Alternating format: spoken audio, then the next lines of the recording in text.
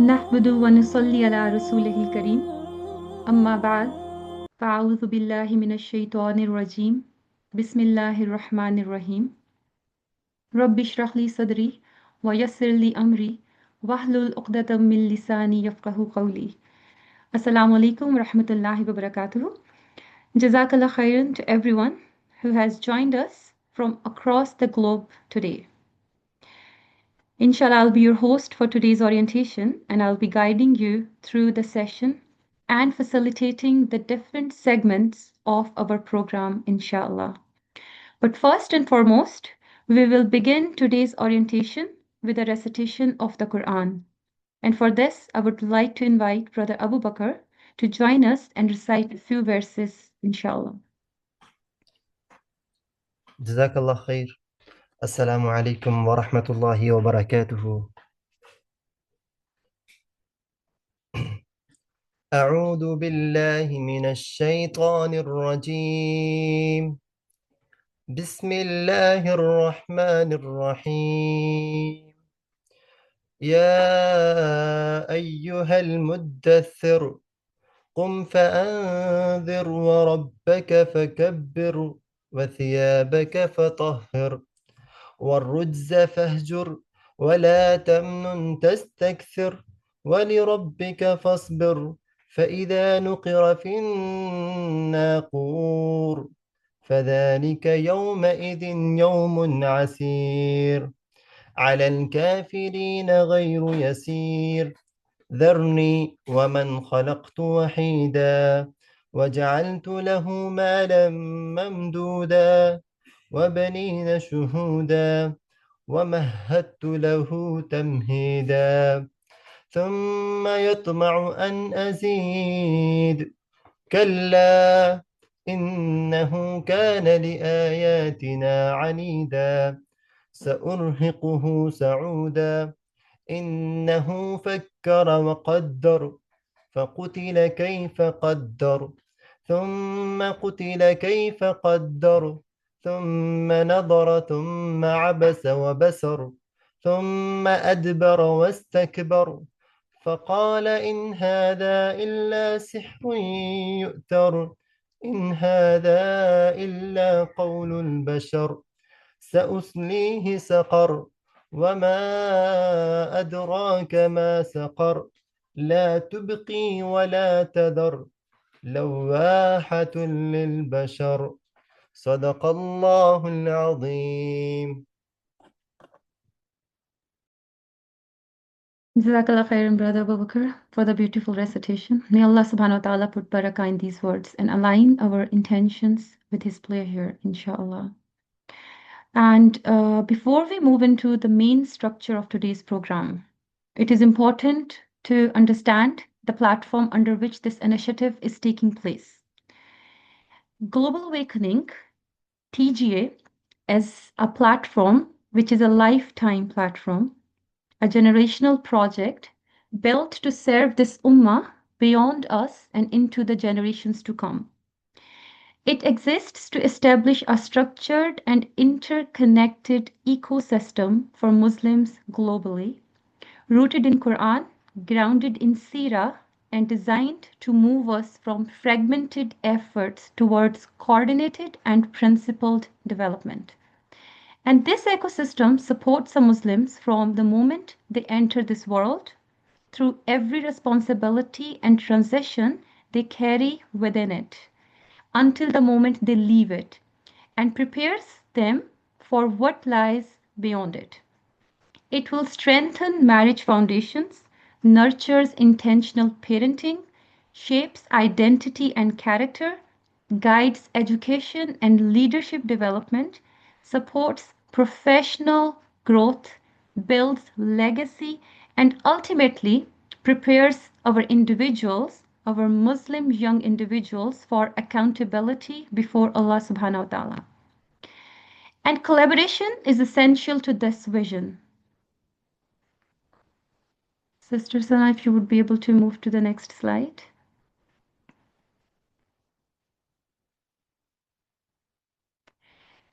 In Pakistan, YouthLink has taken a leading role in aligning SERA initiatives under one shared framework rather than allowing parallel efforts to operate separately. And through collaboration with YouthLink and other aligned platforms, this course is delivered within a coordinated structure, promoting unity and shared direction rather than the duplication. And moving on, I will just share a little bit about this course, prophetic strategies and planning.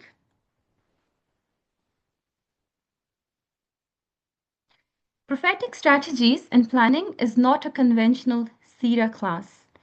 It is a focused exploration of the prophetic methodology, understanding how the Prophet ﷺ built individuals, aligned the communities, and established lasting change. And this course serves as a foundational stepping stone within the wider TGA ecosystem, reconnecting us to the framework that shaped the first generation and preparing us for structured implementation in our own context. And before we move on into the detailed framework of the course, it is really important to hear directly from those who are currently walking this journey of prophetic strategies and planning. Rather than describing the impact ourselves, I would like to invite a few students from the current batch to briefly share their reflections.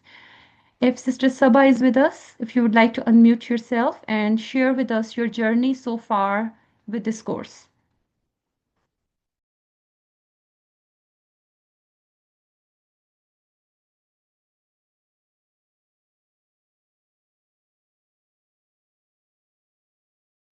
I cannot find Sister Saba in the chat, unfortunately, participants.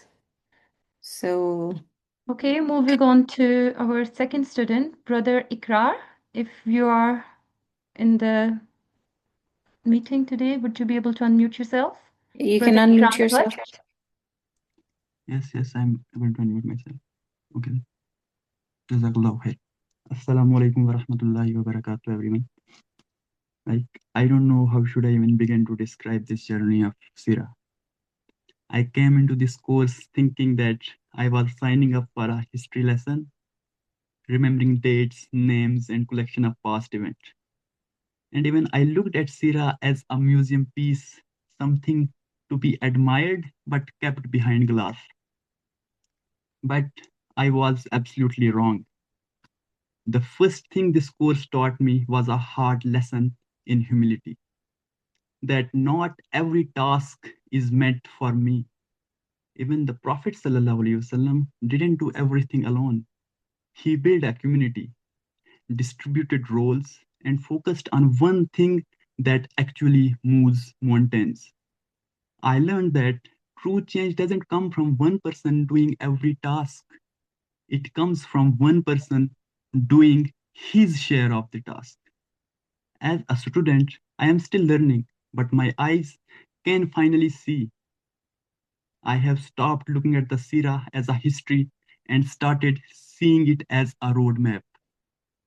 I realized that the war of words the Prophet ﷺ faced in Makkah is the same one we see on our screens today. The Quraysh used a sophisticated geopolitical narrative to cancel the truth. They called him Sahir to claim he was a manipulator. They called him Majnoon to dismiss his logic. They called the Quran Asatir al-Awwaleen, nothing but fables of ancients. I used to see the word as a confusing mess of chaos, but now I see the context. I am learning how Prophet ﷺ navigated these lies with a wisdom that we desperately need right now. From tribal poetry to digital propaganda, the weapon has always been belief. The labels have changed, but the strategy is same. Yesterday's breaking family ties is today's cry of human rights and the free word. They use these concepts as a weapon to make the truth look like enemy. And to conclude this short, to all those who are going to join this batch, remember one thing and prepare yourself. that you are not here just to memorize the battles of the past. You are here to learn the strategies for the battles of today. Jazakallahu khairan kaseera and welcome to the journey. Jazakallah khair, Brother Ikrar Bhatt. That was a beautiful insight from our batch one. And I think we have managed to find Sister Sabah. If you would like to unmute yourself and you can share your experience so far in this journey.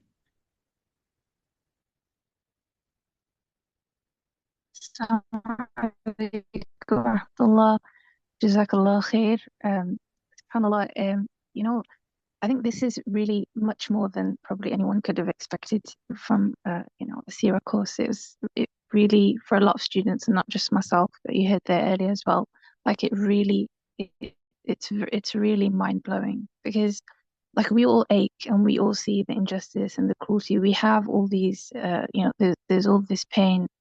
We see the problems, but SubhanAllah, this course, I think for me, it really showed that the solutions aren't just dreams; they really do exist. And there's a really important part, an aspect to this course in particular, and I think it's to do with like the moral and ethical applications of justice. You see it like in real life. You see the practical reality of it, and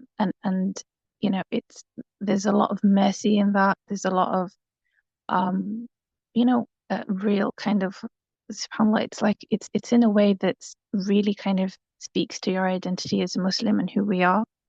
And it shows us that, as Muslims, we can be both strong and compassionate, and it's not, mercy isn't weakness in places, but also that, I think in that same way, it sort of also teaches us to, and I think this is really maybe the most important part in this journey for everyone, I think, was that our duty as Muslims, it teaches us the way that this course is structured, it kind of trains you for the truth and to be open to the truth and removing our biases and be the sort of people that can be sincere in finding and handling the truth.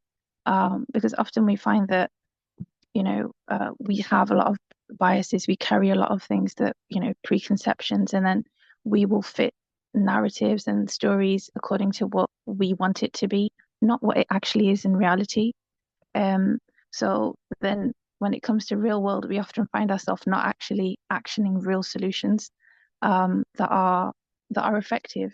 Whereas when we do this course, we notice that, subhanAllah, like when it comes to, for instance, like the approach to warfare, strategic planning, military maneuvers, having actual knowledge that's real, that's true, making decisions based on reality, and kind of not losing the plot, so we really get that that sense of discipline, that efficiency, and you see a sense of leadership that kind of wins without losing moral ground and without losing honor in this particular course. So you like, and it's so applicable. I think this is maybe one of the rarest things of this course, and it's quite novel, is that you see the practical applications of it, and how these strategies actually solve modern political problems. So it's not like you don't see fluff. It's it's systems that actually and strategies and concepts that actually worked and still will work, and and that's our iman as well. So you can respect it and you can use it. So I hope that was helpful, and I really encourage anyone here who's not already on the course, but please encourage yourselves, your families, take responsibility for removing ignorance among our people and empowering us to understand where we're at so that we can actually move forward, inshallah, as a community. Barakallah feek. Jazakallah khair, Sister Sabah. Jazakallah khair to all of you for sharing your reflections.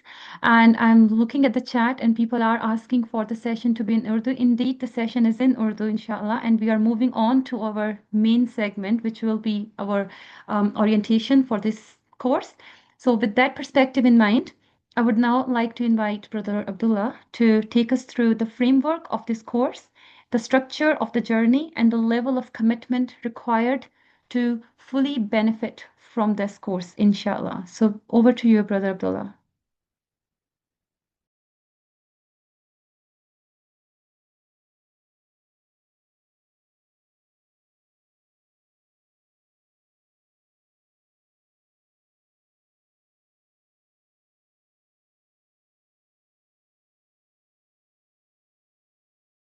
Let me just check. There might be a technical issue to make sure Brother Abdullah can unmute.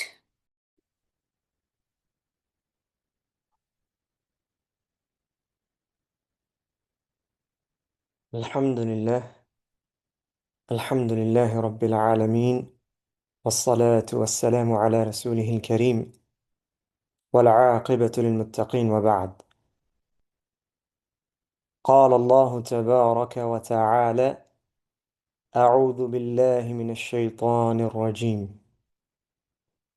لقد كان لكم في رسول الله أسوة حسنة لمن كان يرجو الله واليوم الآخر وذكر الله كثيرا. رب اشرح لي صدري ويسر لي أمري واحلل عقدة من لساني يفقه قولي. السلام علیکم ورحمۃ اللہ وبرکاتہ.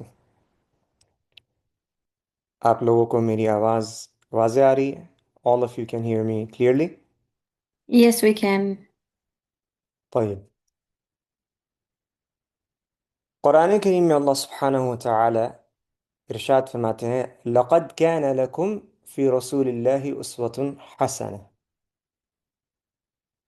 یقیناً تمہارے لیے نبی کی حیات طیبہ میں بہترین مثال ہے. Indeed, in the messenger of Allah, you have an excellent example. Example for what? مثال کس چیز کی؟ ہر معاملے کی، ہر مسئلے کی.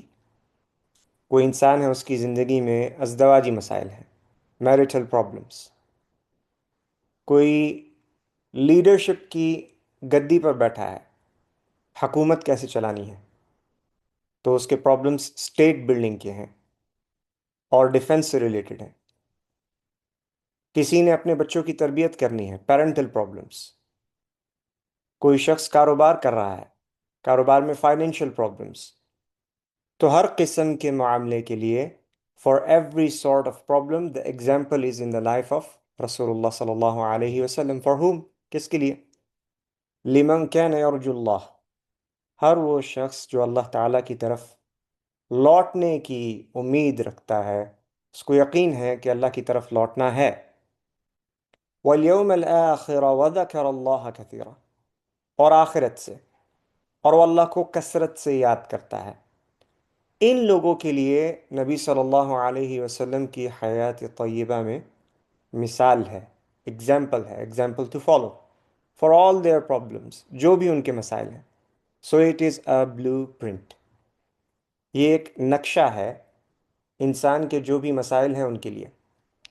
اور اگر اس کی ضرورت نہ ہوتی تو اللہ تعالیٰ نے کتاب کو نازل کر دیا ہوتا فرشتوں کے ذریعے، کسی میوزیم میں رکھ دیا ہوتا اور انسان وہاں جا کے پڑھ لیتا. استاد کی ضرورت نہیں تھی، پڑھانے والے کی ضرورت نہیں تھی. لیکن اللہ سبحانہ و تعالیٰ نے قرآن کریم کے ساتھ ساتھ آپ صلی اللہ علیہ وسلم کی حیات طیبہ میں وہ واقعات پیش آنے دیے کہ جس سے آنے والی امت کے لیے راہ نکلے، راستہ نکلے، کرنا کیا ہے، جن مسائل میں پھنسے ہیں اس میں کرنا کیا ہے. تو اللہ سبحانہ و تعالیٰ نے ہمیں بتا دیا کہ ہمارے لیے جو رستہ ہے، جو اگزامپل ہے، وہ آپ صلی اللہ علیہ وسلم کی حیات طیبہ میں ہے. اور آج جو ہم سیرہ کا ایک سفر شروع کر رہے ہیں، we are about to begin a journey. تو ہمارے لیے سب سے ضروری ہے سب سے پہلے جاننا کہ سیرہ ہے کیا. What is سیرہ؟ سیرہ کیا ہے؟ اور ہمارے پاس صحیح ابن حبان میں ایک روایت ہے جو ہمیں سیرہ کی بہترین مثال دیتی ہے. نافع کہتے ہیں کہ کان ابن عمر یتتبع آثار رسول اللہ صلی اللہ علیہ وسلم. ابن عمر جو تھے رضی اللہ عنہم، آپ صلی اللہ علیہ وسلم کے جو فٹ پرنٹس تھے، قدموں کی چھاپ، he would follow them, he would trace them. اور یہ بات ہو رہی ہے آپ صلی اللہ علیہ وسلم کے بعد، آپ صلی اللہ علیہ وسلم کے جو بعد کا دور ہے اس میں. تو ابن عمر رضی اللہ عنہم اگر مدینہ سے مکہ جاتے تو آپ مدینہ سے مکہ جاتے ہوئے وہ رستہ اختیار کرتے. He would take the root آن وچ رسول اللہ صلی اللہ علیہ وسلم ٹریولڈ، کہ جس پر آپ صلی اللہ علیہ وسلم نے سفر کیا.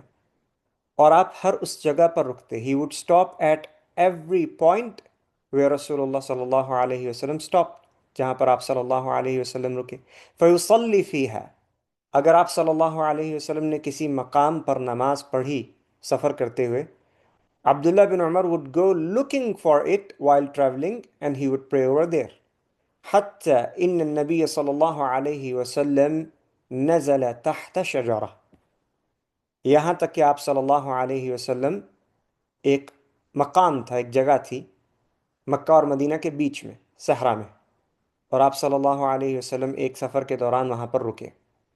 آپ صلی اللہ علیہ وسلم ایک درخت کی چھاؤں میں بیٹھے.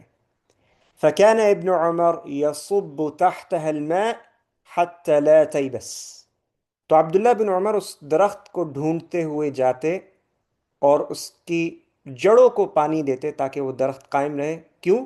تاکہ وہ اس کی چھاؤں میں بیٹھ سکے. when he would go to مکہ، جب آپ مکہ جاتے، he would stand at every place، جہاں پر آپ نے آپ صلی اللہ علیہ وسلم کو کھڑے ہوئے دیکھا. he would walk in every street، جہاں پر آپ صلی اللہ علیہ وسلم کو چلتے ہوئے دیکھا. جب آپ ممبر پر چڑھتے تو آپ ہر اس جگہ پر ہاتھ رکھتے کہ جہاں پر آپ نے آپ صلی اللہ علیہ وسلم کو ہاتھ رکھتے ہوئے دیکھا. اینڈ ہی وڈ سے کہ میں نے اللہ کے نبی صلی اللہ علیہ وسلم کو یہ کرتے ہوئے دیکھا، یہاں چلتے ہوئے دیکھا، یہاں بیٹھے ہوئے دیکھا، یہاں کھڑے ہوئے دیکھا، یہاں پر ہاتھ رکھتے ہوئے دیکھا. ٹو دا پوائنٹ کہ جب عبداللہ بن عمر رضی اللہ عنہم سفر کرتے اور کہیں پر رکتے تو ان کی کوشش ہوتی کہ ان کی جو سواری ہے، ان کا جو اونٹ ہے، وہ اسی جگہ پر رکے جہاں پر آپ صلی اللہ علیہ وسلم کی اونٹنی رکی تھی. And he would say to his camel, اور پھر اپنے اونٹ سے کہتے کہ شاید کہ تمہارے قدم اسی جگہ پر پڑے ہیں جہاں پر آپ صلی اللہ علیہ وسلم کی اونٹنی کے قدم پڑے تھے. So this is how he used to follow the footprints, the traces of Rasulullah صلی اللہ علیہ وسلم. آپ صلی اللہ علیہ وسلم کو اتنی شدت سے آپ فالو کیا کرتے تھے. ہمارے لیے آج ان سے بھی زیادہ ضروری ہے آپ صلی اللہ علیہ وسلم کو اس انداز سے فالو کرنا، to follow his traces. And this gives us the meaning of سیرہ. جو لفظ سیرہ ہے وہ ہمارے پاس مشہور ہو گیا، it became famous. جب بھی ہمارے پاس سیرہ کا ذکر آتا ہے تو ہم سمجھتے ہیں کہ آپ صلی اللہ علیہ وسلم کی حیات طیبہ کا ذکر ہے، اور یہ لفظ جو ہے وہ آپ صلی اللہ علیہ وسلم کی زندگی سے منسوب ہو گیا. جبکہ سیرہ کے معنی کیا ہے؟ It is a journey, a path, سفر کرنا. اور عربی میں سیرہ جو ہے وہ لفظ سین الف را اس سے نکلتا ہے. سارا فلان، فلاں چلا، فلاں نے سفر کیا. تو سیرہ کے جو معنی تھے وہ تھے to travel, a journey, a path. اور آپ صلی اللہ علیہ وسلم کی جب ہم سیرہ کی بات کرتے ہیں، we are talking about his journey, we are talking about his footprints, we are talking about his path، جو رستہ آپ صلی اللہ علیہ وسلم نے اختیار کیا. we are talking about جب آپ صلی اللہ علیہ وسلم نے مکہ میں وحی نازل ہونے کے بعد ابتدا کی اپنی اس دعوت کی، الدعوہ مستخفیاً سے، a secret call، پہلے 3 سال خفیہ انداز سے لوگوں کو اکٹھا کیا. پھر کس طرح اپنے قبیلے کی سپورٹ حاصل کرنے کے بعد اللہ تعالیٰ نے اپنے نبی کو حکم دیا فاصدع بما تؤمر واعرض عن المشرکین، کہ اب اعلان کر دو اور مشرکوں سے اعراض کرو. and do not compromise، turn your back from the polytheists. اور پھر کس طرح ایک خفیہ تنظیم کو قائم کیا 6 یا 7 سال تک. اور پھر کس طرح آپ صلی اللہ علیہ وسلم نے ایک جماعت کے طور پر مسلمانوں کو مشرکین مکہ کے سامنے پیش کیا 7ویں سال میں، اور پھر کس طرح آپ نے اپنا استخبارات اور رسول اللہ قائم کیا، انٹیلیجنس نیٹ ورک آف رسول اللہ صلی اللہ علیہ وسلم، اور کس طرح آپ صلی اللہ علیہ وسلم نے اہل مدینہ سے کانٹیکٹ اسٹیبلش کیا، اور وہ کانٹیکٹ اسٹیبلش کرنے سے پہلے ہی آپ نے مدینہ کے گرد و نواح میں اور مدینہ سے آگے بھی، ان کلوز پراکسیمیٹی آف مدینہ، اور مدینہ سے آگے بھی ایک نیٹ ورک قائم کیا. So all of this is a journey, all of this is a path which رسول اللہ صلی اللہ علیہ وسلم took. تو آج ہم ایک سفر کی ابتدا کر رہے ہیں. We are about to begin a journey. ہم ایک سفر پر جانے والے ہیں. آپ صلی اللہ علیہ وسلم نے کہا کن فی الدنیا کأنک عابر فی سبیل، دنیا میں ایسے رہو کہ جیسے تم ایک مسافر ہو. So we are a traveler on a path. ہم ایک سفر میں ہیں، اور آج ہم اس سفر کے لیے ابتدا کرنے والے ہیں to identify our path، کہ ہمارا رستہ کیا ہوگا.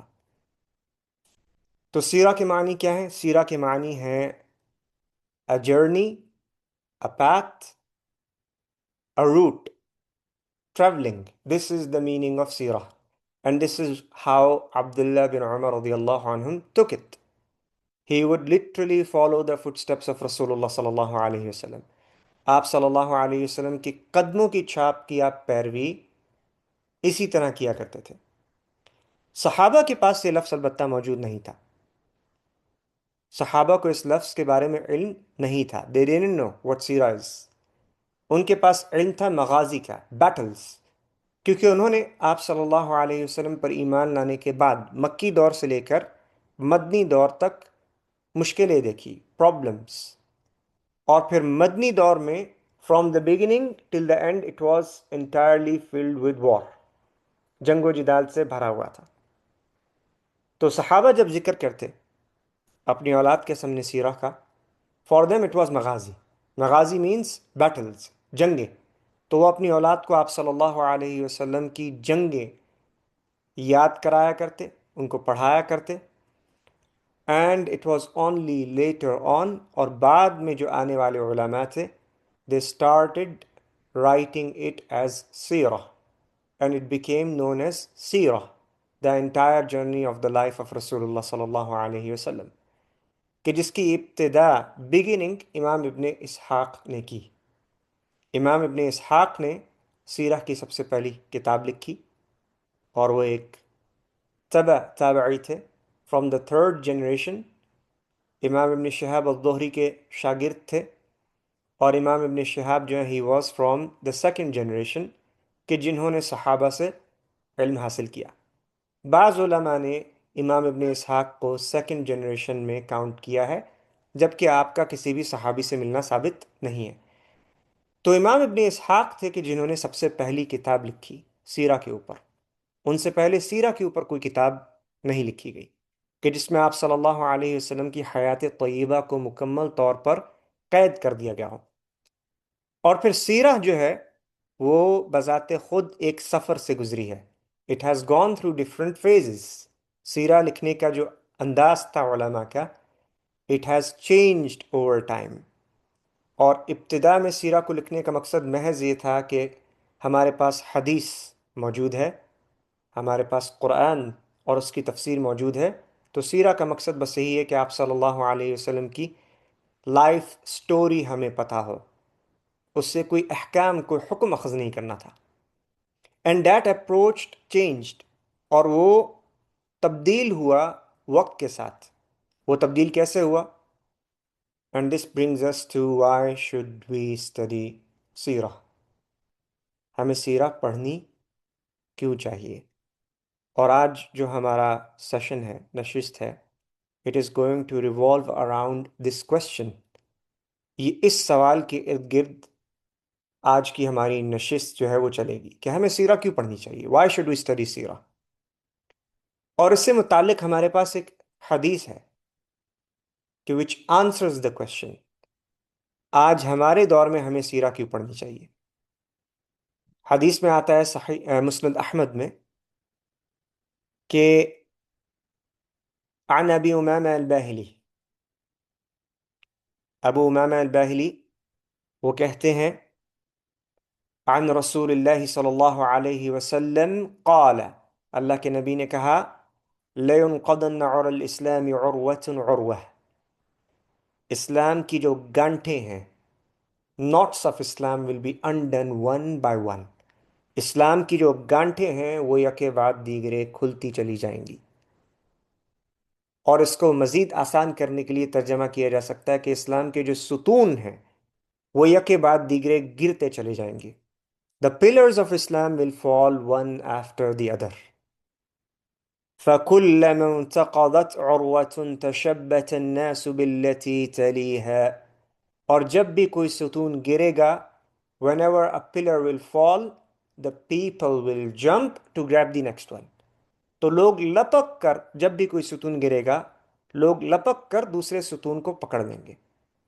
And this is a process, اور یہ ایک پروسیس ہے کہ جو ہمیں سویلائزیشنل لیول پر بھی نظر آتا ہے. کوئی بھی سویلائزیشن ہو، چاہے وہ رومن امپائر تھی، چاہے وہ پرشین امپائر تھی، یا ان کی باقیات Sassanid empire and the Byzantine empire, they reached a peak, وہ ایک عروج پر پہنچے اور اس کے بعد وہاں سے سفر تھا زوال کا. اور اللہ تعالیٰ نے ہمیں ایک ٹائم پیریڈ بھی بتایا، ہر 100 سال کے اندر اللہ تعالیٰ اپنے دین کے گرے ہوئے ستونوں کی تجدید کرتا ہے. بٹ فرسٹ دوز پلرز ول فال. اور پھر اللہ کے نبی صلی اللہ علیہ وسلم نے بتایا وَأَوَّلُهُنَّ نَقْضًا الْحُكْمِ، سب سے پہلے گرنے والا ستون وہ اسلام کی حکومت ہے، اسلام کا نظام، دا اسلامک گورننس. وَآخِرُهُنَّ الصَّلَاةِ، اور اس کے بعد سب سے آخر میں گرنے والا ستون وہ صلاح ہے. سب سے پہلے جس چیز کو ابینڈن کر دیا جائے گا، ترک کر دیا جائے گا، وہ اسلام کا حکومتی نظام ہے.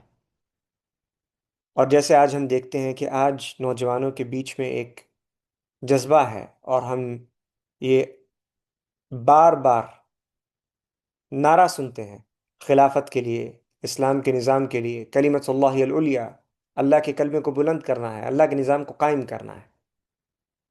لیکن اکثر و بیشتر میجورٹی کو اس کی تاریخ نہیں پتہ. We do not know our history, کہ وہ جو نظام تھا، حکم، اسلامک گورننس، وہ گرا کیسے، ہاؤ ڈیڈ اٹ فال. اور ہم دیکھتے ہیں کہ جب تاتاری اس امت کے اوپر ٹوٹ پڑے، آج سے قریب 800 سال پہلے یا تھوڑا اس سے زیادہ، تو ہم دیکھتے ہیں کہ اس دور میں 2 حکومتیں تھیں. ایک تھی ہمارے پاس عباسی خلافہ، دا عباسد کیلیفیٹ، اور دوسری ہمارے پاس تھی خوارزمیہ سلطنت، دا خوارزمیان امپائر. اور یہ دونوں مسلمانوں کی بہت بڑی امپائرز تھی. عباسی خلافہ جس کا دارالحکومت عاصمت الخلافہ، the capital of the caliphate, was in Baghdad. اور پھر ہمارے پاس خوارزمیان امپائر تھی کہ جس کا جو کیپٹل تھا وہ خراسان تھا. تو جو عباسی خلافت تھی، they had the Arabian peninsula, جزیرہ عرب، جسے آج کا ہم سعودی عرب کہتے ہیں، یمن اور ایجپٹ، مصر، اور آج کا جو امارات ہے، یونائٹڈ عرب ایمریٹس، اور آج کا قطر اور کویت، یہ علاقے. اور جو خوارزمین امپائر تھی، دے ہیڈ آج کا ایران، آج کا Afghanistan, some parts of modern day Pakistan and India, Kazakhstan, Tajikistan, Turkmenistan, Uzbekistan, روس کا کچھ حصہ. And both of them were Muslims, دونوں مسلمان تھے، اور دونوں ایک دوسرے کے ساتھ جنگ پر تھے. اور یہ بات ہمیں آپ صلی اللہ علیہ وسلم نے بتائی. صحیح مسلم میں آتا ہے کہ اللہ کے نبی صلی اللہ علیہ وسلم نے ہمیں اس کے بارے میں خبر دی. آپ صلی اللہ علیہ وسلم نے کہا that you will fight each other، تم ایک دوسرے کی گردنیں اڑاؤ گے، یہ ہوگا میرے بعد. تو دونوں ایک دوسرے کے ساتھ جنگ پر تھے. اور then emerged گنگس خان، پھر چنگیز خان کا ظہور ہوا. اس نے چائنیز ڈائنیسٹی کے اوپر حملہ کیا، چائنیز ڈائنیسٹی کو ڈسٹروائے کیا، and then he turned towards خوارزمیان empire. پھر اس نے خوارزمیہ سلطنت پر حملہ کیا، اور جب وہ خوارزمیہ سلطنت کو تباہ کر رہا تھا he was destroying it brick by brick، جڑ سے اکھاڑ کر پھینک رہا تھا۔ ہم دیکھتے ہیں کہ فرینک مکلن نے ایک کتاب لکھی گینگس خان پر، جو کہ ماڈرن کنٹمپرری ویسٹرن اسکالرز میں سے ہیں، اور اس میں انہوں نے امام ابن اثیر کو بھی کوٹ کیا who is one of the classical scholars Muslim scholars، اور وہ کہتے ہیں کہ چنگیز خان نے ایک ایک شہر کو جب تباہ کیا he took 10,000 Muslim women as concubines for himself، اس نے 10,000 مسلمان عورتوں کو صرف اپنے لیے لونڈیوں کے طور پر لیا۔ اور جب یہ سب کچھ ہو رہا تھا تب خط لکھا ہے خوارزمیہ سلطنت کے شاہ نے عباسی خلیفہ کو، اور مدد مانگی ہے، he asked for help۔ اور یہ تصویر جو عکاسی کرتی ہے، یہ جو پکچر ہمارے سامنے بن رہی ہے، it is very similar to what we are witnessing today۔ آج ہمارے پاس بھی ایک غزہ ہے جہاں پر قتل عام ہوا دن اور رات، ان کا کھانا بند کیا گیا، ان کا پانی بند کیا گیا، ان کی بجلی کو کاٹ دیا گیا، ان کے گھروں کو تباہ کر دیا گیا، ان سے طبی امداد چھین لی گئی، and they kept asking for help۔ اور آپ صلی اللہ علیہ وسلم نے اس کا بھی ذکر کیا تھا کہ سترون من بعد اختلافا شدیدا، تم میرے بعد شدید اختلاف دیکھو گے، you will see a lot of division، بہت تفرقہ بازی دیکھو گے، مسلمان بٹ جائیں گے۔ تو اس دور میں جب خوارزمیان امپائر نے پھر خط لکھا عباسی خلیفہ کو مدد کے لیے، they ignored them، انہوں نے ان پر کوئی توجہ نہیں دی۔ By the time Genghis Khan was done with the Khwarazmian empire, جب تک چنگیز خان نے خوارزمی سلطنت کو جڑ سے اکھاڑ کر پھینک دیا، تو پھر اس کا نواسا نکلا ہے ہلاکو خان، اور ہلاکو خان جو ہے پھر وہ گیا بغداد، اور اس نے بغداد کے اوپر حملہ کیا، جو کہ عباسی خلیفہ کا مسلمانوں کی خلافت کا گڑھ تھا، اور بغداد کے اوپر حملہ کر کے اس نے جو بغداد کی بہت بڑی لائبریری تھی، کہ جو مسلمانوں کی ترقی کا ذریعہ تھا دینی اعتبار سے بھی اور دنیاوی اعتبار سے بھی، اس کو جلایا، ان کی کتابوں کو اٹھا کر سمندر میں پھینک دیا اور جلا دیا، خلیفہ کو قید کیا، خلیفہ کے بیٹوں کا سر قلم کیا اور خلیفہ کے سامنے پلیٹ میں پیش کیا، اور خلیفہ کی بیٹیوں کو اپنی کونکیوبائن بنایا، لونڈیا۔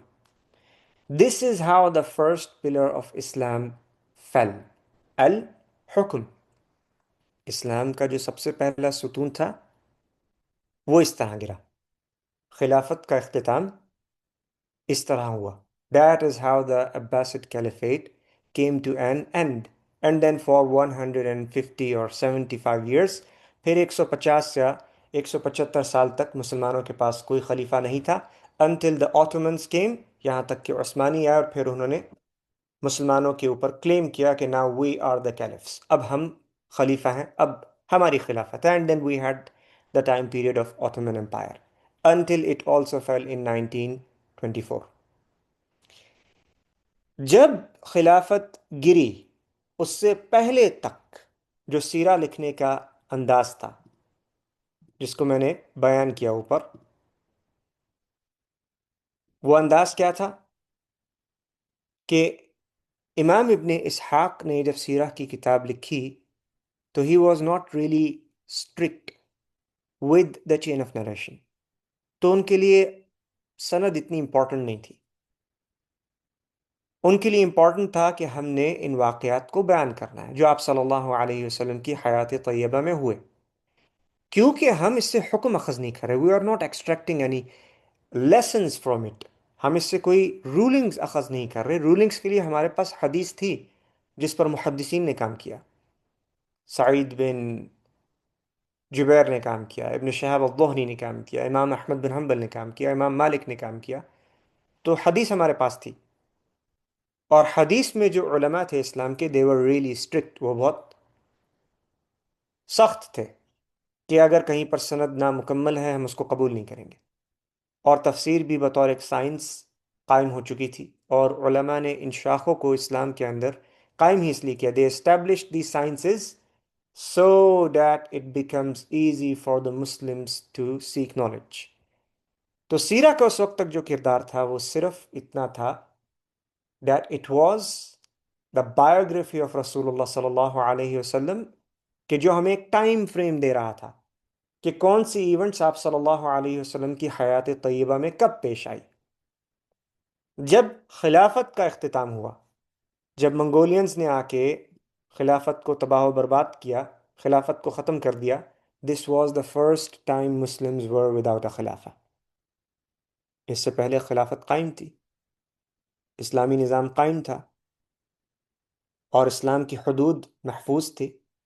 اگر کوئی مسئلہ تھا، کوئی فتنہ تھا، وہ مسلمانوں کا آپس کا تھا، مسلمانوں کے مابین تھا، چاہے وہ خلافت علی منہاج النبوہ نہیں تھی، لیکن تھی خلافت، کیونکہ حدیث سے ہمیں پتہ چلتا ہے اللہ کے نبی نے خلیفہ میں، خلافت میں اور خلافہ علی منہاج النبوہ میں فرق کیا.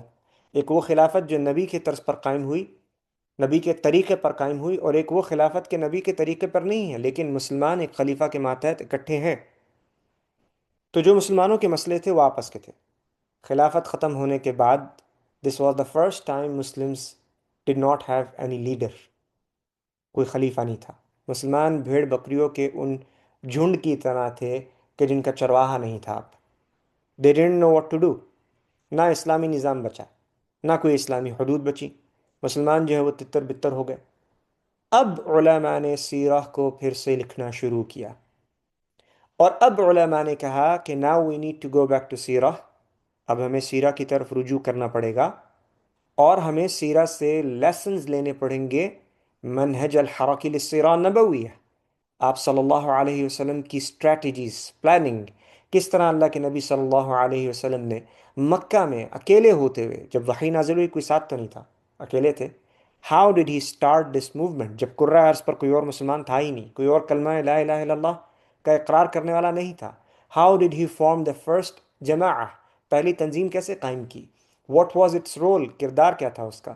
اس تنظیم کا ہیڈ کوارٹر کہاں پر تھا، اس کے operational affairs, day to day affairs کیا تھے. what were the standard operational procedures، SOPs کیا تھے. اور how did he protect his members، کس طرح آپ نے اپنی اس تنظیم کو، تحریک کو مشرکین مکہ سے بچایا. so how he laid this foundation. تو علماء نے کہا now we need to go back to سیرہ and we need to extract movement lessons. اب ہمیں سیرہ کی طرف رجوع کرنا پڑے گا. تو انہوں نے سیرہ کو پھر سے لکھنا شروع کیا، اور اب انہوں نے سیرہ کو لکھا اسناد کی بنا پر، چینز آف نریشنز. اگر کوئی بات ہم تک پہنچ رہی ہے اور اس کی سند ثابت نہیں ہے، وی ول ریجیکٹ اٹ، ہم اس کو رد کر دیں گے. Because now we are extracting lessons. اب ہم احکام اخذ کر رہے ہیں. What type of lessons? تو یہاں پر میں ایک ایگزامپل دے دیتا ہوں. صحیح مسلم میں ہمارے پاس ایک روایت آتی ہے کہ آپ صلی اللہ علیہ وسلم جب خانہ کعبہ کے سامنے سجدہ کر رہے تھے، سجدے میں تھے، تو مشرکین مکہ نے پلان بنایا، اور عقبہ بن معیط اس نے آپ صلی اللہ علیہ وسلم کی مبارک پیٹھ پر اونٹ کی گندگی، اونٹ کی اوجڑی لا کر ڈال دی، انٹسٹائن آف کیمل. امام النووی now he is looking at this hadith in a very different way، بہت ہی الگ زاویے سے وہ دیکھ رہے ہیں. امام النووی وہ اس حدیث کے اوپر کمنٹ کر رہے ہیں کہ جب آپ صلی اللہ علیہ وسلم کی مبارک پیٹھ کے اوپر اونٹ کی گندگی تھی، انٹسٹائن، اوجڑی، تو اللہ کے نبی سجدے میں کیوں رہے؟ کیا وہ نماز پڑھتے رہے، یا پھر وہ سجدے میں اس لیے رہے کیونکہ ان کو علم نہیں تھا کہ ان کی مبارک پیٹھ پر کیا ہے؟ سو ہی ڈیڈنٹ نو. کیا ان کی وہ نماز ہو گئی، یا آپ نے وہ نماز دوبارہ دہرائی؟ ڈیڈ ہی ریپیٹ ہز صلاح؟ کیا اونٹ کی اوجڑی، the intestine of the camel, is it نجس، امپیور ہے، اور از اٹ پیور؟ کیا آپ صلی اللہ علیہ وسلم فردی نماز پڑھ رہے تھے یا نفلی نماز پڑھ رہے تھے؟ فرد نماز پڑھ رہے تھے یا نفلی؟ So this is the perspective of النووی اینڈ ملا علی القاری، and they are among the scholars of Islam, great scholars of Islam. جن کے بارے میں ہم مختصراً آگے چل کر پڑھیں گے. اور پھر ہمارے پاس شیخ منیر کا کمنٹ ہے who is from the contemporary scholars, اور وہ اسی حدیث کو مکمل طور پر مختلف زاویے سے دیکھ رہے ہیں. he is looking at the same narration from a completely different perspective. آپ کے لیے جو اہم بات ہے کہ جب آپ صلی اللہ علیہ وسلم کی مبارک پیٹھ پر اونٹ کی اوجڑی ڈالی گئی, why no one intervened؟ صحابہ میں سے کسی نے انٹروین کیوں نہیں کیا؟ جب آپ صلی اللہ علیہ وسلم کی مبارک پیٹھ سے اونٹ کی اوجڑی اٹھا کر پھینک دی گئی, فاطمہ رضی اللہ عنہا بھاگتی آئی اور اس کو ہٹایا, تو اللہ کے نبی نے کھڑے ہونے کے بعد صحابہ کو بلایا کیوں نہیں to take revenge, to show strength, to show power? بنو ہاشم نے انٹروین کیوں نہیں کیا؟ So they are asking completely different questions from the same حدیث.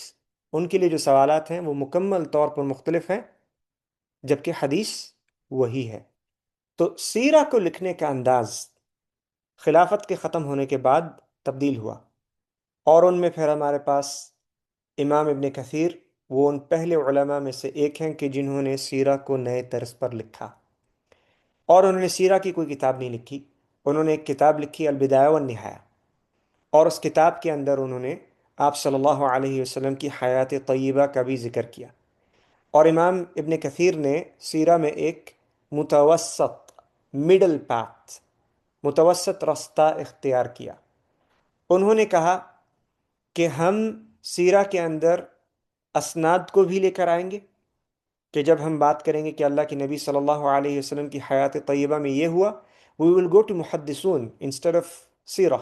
ہم دیکھیں گے کہ محدثون نے کیا کہا ہے. امام بخاری نے کون سی روایت پیش کی ہے, امام مسلم نے کون سی روایت پیش کی ہے, امام ابن ماجہ نے کون سی روایت پیش کی ہے, امام احمد بن حنبل نے کون سی روایت پیش کی ہے. And we would take it if it's correct, we would take it. اور پھر ساتھ ہی میں انہوں نے کہا لیکن جو باتیں سیرہ کی کتاب میں بہت بڑے پیمانے پر بیان کی گئی ہیں, چاہے وہ سند کے اعتبار سے تھوڑی کمزور ہیں لیکن بہت سارے علماء سے بیان کی گئی ہیں, we will not reject them outright, ہم مکمل طور پہ ان کو رد نہیں کریں گے. So he established a different criteria کہ ہاں اب ہم حدیث کے اصول پر چلیں گے سیرہ میں, لیکن کچھ حد تک ہم نرمی اختیار کریں گے, ہم اتنی سختی نہیں اختیار کریں گے سیرہ میں جتنی حدیث کے معیار پر ہے. اور اس کا مقصد کیا تھا کہ اب سیرہ کو لکھنے کا مقصد اس سے سبق اخذ کرنا تھا, to extract lessons from it. In سیرہ is warning, سیرہ میں ہمارے لیے آگاہی ہے, اور اس آگاہی کے ساتھ پلان آف ایکشن ہے. کرنا کیا ہے؟ ہمارے پاس سیدنا ابو ہریرہ رضی اللہ عنہ کی روایت ہے, وہ کہتے ہیں یتقارب الزمان ویقبض العلم, قیامت کے قریب قریب جیسے وقت چلا جاتا جائے گا, علم کم ہوتا جائے گا, علم اٹھا لیا جائے گا. وَتَظْهَرُ الْفِتَنِ, اور فتنے ظاہر ہو جائیں گے. وَيُلْقَ الشُّحْ, دلوں کے اندر جو ہے داخل ہو جائے گا کیا؟ miserliness would be put in the hearts, کنجوسی, دنیا کی محبت, یہ سب دلوں کے اندر داخل ہو جائے گا. وَيَكْثُرُ الْحَرْجِ, اور حرج بڑھ جائے گا. قالوا وما الحرج, صحابہ نے کہا اللہ کے نبی حرج کیا ہے؟ قال القتل القتل, تو اللہ کے نبی نے کہا قتل و غارت, بلڈ شیڈ. اور اسی طرح ہمارے پاس ایک اور روایت ہے, وہ روایت سند کے اعتبار سے ضعیف ہے, کمزور ہے, لیکن علماء نے کہا کہ اس کا جو مفہوم ہے, معنی ہے, وہ اور روایتوں سے ثابت ہوتا ہے. اللہ کے نبی نے کہا یأتی علی الناس زمان لا يبقى من الاسلام, ایک ایسا دور آئے گا کہ اسلام میں سے کچھ باقی نہیں رہے گا, الا اسمہ, سوائے اس کے نام کے. ولا يبقى من القرآن, اور قرآن میں سے کچھ باقی نہیں رہے گا, الا رسمہ, سوائے اس کی تحریر کے. لوگ قرآن پڑھیں گے لیکن ان کو نہیں پتا کیا پڑھ رہے ہیں. They don't have the understanding. انگریزی میں کہتے ہیں comprehending something.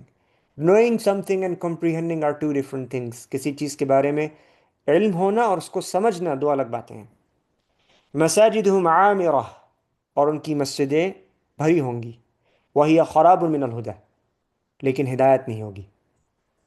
اور یہ سنن ابن حبان کی ایک صحیح سند سے روایت ہے عبداللہ بن مسعود، اس میں بھی یہی مفہوم ملتا ہے کہ تمہارا کیا حال ہوگا کہ جب تمہاری اولادیں گمراہی پر پل کر بوڑھی ہو جائیں گی.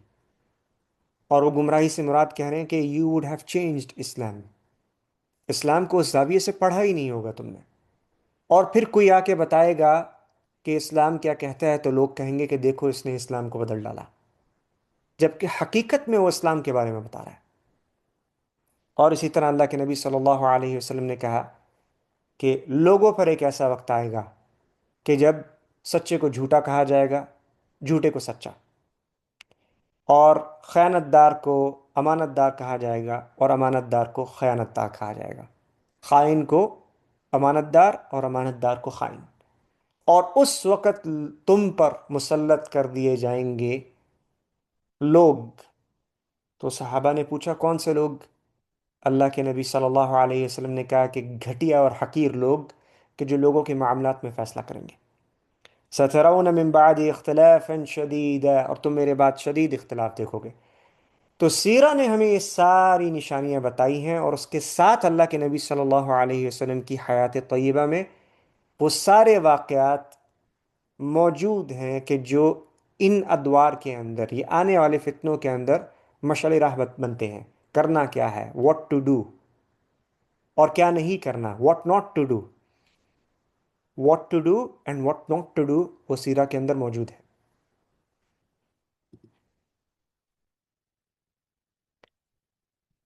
اور اسی اصول کے اوپر why else should we study سیرہ، ہمیں سیرہ کیوں پڑھنی چاہیے؟ تو ہمارے پاس ایک قول ہے، ایک اینشنٹ چائنیز ملٹری کا بہت بڑا جرنیل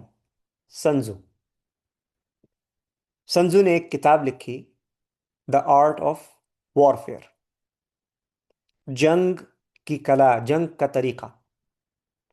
اور اس کی یہ کتاب آج دنیا بھر کے تمام ملٹری انسٹیٹیوٹس اور کالجز میں پڑھائی جاتی ہے. اور اس کی اس کتاب سے لیسنز کو ایکسٹریکٹ کیا ہے، اسباق کو اخذ کیا ہے، اور those lessons are being taught in business schools as well. Business کی جو انسٹیٹیوٹس ہیں وہ بھی سنزو کی اسٹریٹجیز کو پڑھاتے ہیں، and they implement it in the field of business.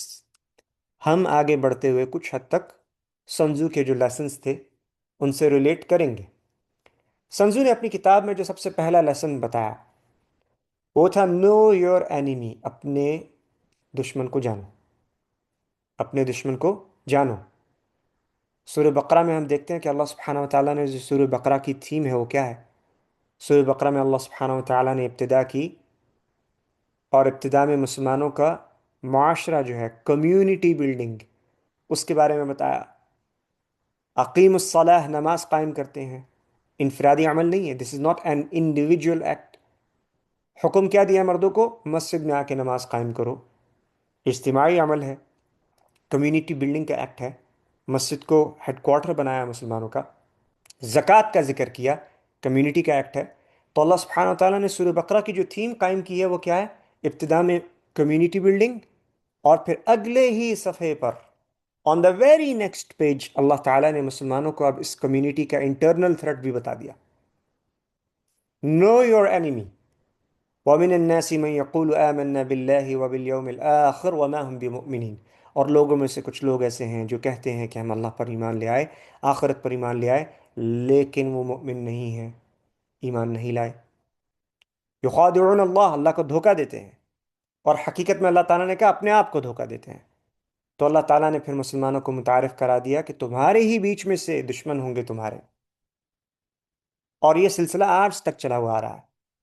اگر ہم دیکھیں آپ صلی اللہ علیہ وسلم کے ساتھ عبداللہ بن ابی اور اس کے پیروکار منافقین، بعد کے ادوار میں اگر ہم دیکھیں، بعد میں آنے والا جو دور تھا اس میں بھی ہم دیکھتے ہیں کہ چنگیز خان جب مسلمانوں کے ساتھ جنگ پر تھا تو اس کو بہت ساری انٹیلیجنس رپورٹس بھی مسلمانوں سے ہی ملتی تھی.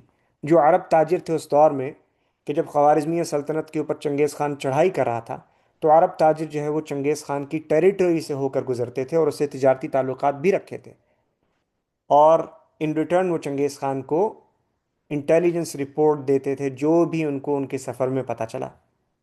چنگیز خان کا جو فائننس منسٹر تھا ایک مسلمان تھا، بعد میں قبلئی خان کا جو منسٹر آف فائننس تھا ایک مسلمان تھا۔ ٹیپو سلطان کے ساتھ جب غداری ہوئی تو اپنوں نے کی۔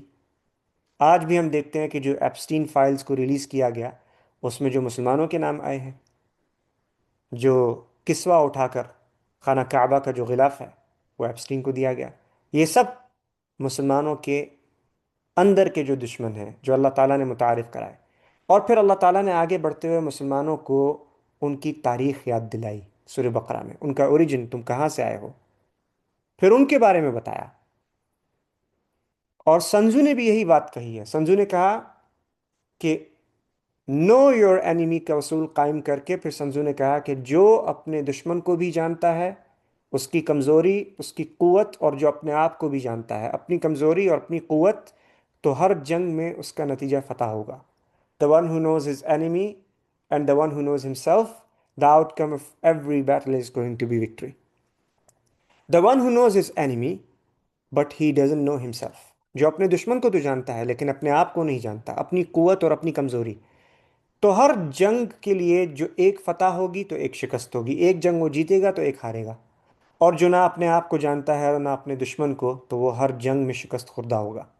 تو اللہ تعالیٰ نے پھر مسلمانوں کو ان کی پہچان بتائی قرآن میں، سورہ بقرہ میں، کہاں سے آئے ہو تم؟ بنی آدم، آدم علیہ السلام کی اولاد میں سے۔ اور پھر ان کا عدو مبین، کھلا دشمن، اس کا تعارف دیا، شیطان، کہ یہ تمہارا کھلا دشمن ہے جو تمہیں نظر نہیں آتا۔ اور پھر مسلمانوں کو متعارف کروایا ہے قرآن کریم میں اللہ سبحانہ و تعالیٰ نے ان کے سب سے پہلے اور سب سے قبیح دشمن سے، بنی اسرائیل۔ پھر بنی اسرائیل کا ذکر کیا، ان کی تاریخ بتائی، اور پھر اس کے بعد اللہ تعالیٰ نے حکم دیا وَقَاتِلُوا فِي سَبِيلِ اللَّهِ الَّذِينَ يُقَاتِلُونَكُمْ وَلَا تَعْتَدُوا، اور لڑو ان سے جو تم سے لڑتے ہیں اللہ کی راہ میں، اور زیادتی مت کرنا۔ تو یہ سورہ بقرہ کی تھیم ہے۔ اسی طرز پر ہمارا دشمن بیوقوف نہیں ہے، انہوں نے بھی سیرہ کو پڑھا، نو یور اینیمی، اور اس میں ایک انیشیٹو جو ہمیں نظر آتا ہے، اس کی تاریخ بیان کر رہا ہوں میں۔ ورلڈ وار ٹو، جنگ عظیم دوم، جنگ عظیم دوم کے اختتام میں جب شکست ہوئی ہے، ڈیفیٹ ہوئی ہے، جاپان کو اور اس کے الائز کو، جرمنی کو، تو 3 کام کیے گئے۔ جاپان میں داخل ہوتے ہی 1940s کی دہائی میں، 1947 میں غالباً، 1947، پہلا کام ایجوکیشنل ریفارم۔ ان کی تاریخ کو اٹھا کر پھینک دو، تاریخ کو پھر سے لکھا جائے گا، اور اس تاریخ کے اندر سے مکمل طور پہ جو ان کی جنگی تاریخ تھی، جو ان کے جرنیل تھے اور جو ان کے سامورائی تھے، ان کی تاریخ کو جڑ سے اکھاڑ کر پھینک دو، وہ ان کو نہیں پڑھائی جائے گی، اور ان کو پیسیفزم کے اوپر ابھارا جائے گا، اور ان کے اندر جینڈر سیگریگیشن کو ختم کیا جائے گا۔ جاپنیز سوسائٹی جو ہے اس میں جینڈر سیگریگیشن تھا۔ جے اسٹار جو ایک امریکی ادارہ ہے، اس نے اس رپورٹ کو پبلش کیا۔ ان کے اپنے مطابق وہ خود اپنی رپورٹس کو پبلش کر کے کہہ رہے ہیں کہ جینڈر سیگریگیشن کو امریکنز اور الائز نے ختم کیا۔ اس سوسائٹی کے اندر ڈی جنریٹس کا بیج بو، فحاشی اور یعنی عام کرو۔ یہی کام پھر انہوں نے جرمنی میں کیا، ایجوکیشنل ریفارمز۔ اور پھر 1950 کی دہائی میں ایک ٹیم بھیجی ہے افغانستان، اور 2 ادارے ہیں، ٹیچرز کالج اور کولمبیا یونیورسٹی، ان دونوں کو کمبائن کیا اور TCCU کے نام سے ایک ادارہ قائم کیا امریکیوں نے، اور اس ادارے کو کہا کہ آپ کی ذمہ داری ہے کہ آپ نے جا کر افغانستان کے اندر تعلیم کے معیار کو بہتر کرنے کے لیے محنت کرنی ہے۔ اپیرنٹلی دیٹ واز دا گول، کہ جس کو کہا گیا TCCU افغان پروجیکٹ۔ اور پھر اس کے بعد انہوں نے رپورٹس لکھی وہاں جانے کے بعد، جن رپورٹس کو جے اسٹار نے پبلش کیا، اور بھی جو امریکی ادارے ہیں انہوں نے خود پبلش کیا۔ اور اس میں ایک رپورٹ ہمارے پاس آتی ہے 11th TCCU Afghan project report, کہ جس کے اندر اب رپورٹ لکھی جا رہی ہے TCCU کی طرف، and they are sending this report to America, اور اس میں وہ کہہ رہے ہیں کہ a result of increased contacts with foreigners who bring values that challenge traditional Islamic values which are associated with the underdeveloped past.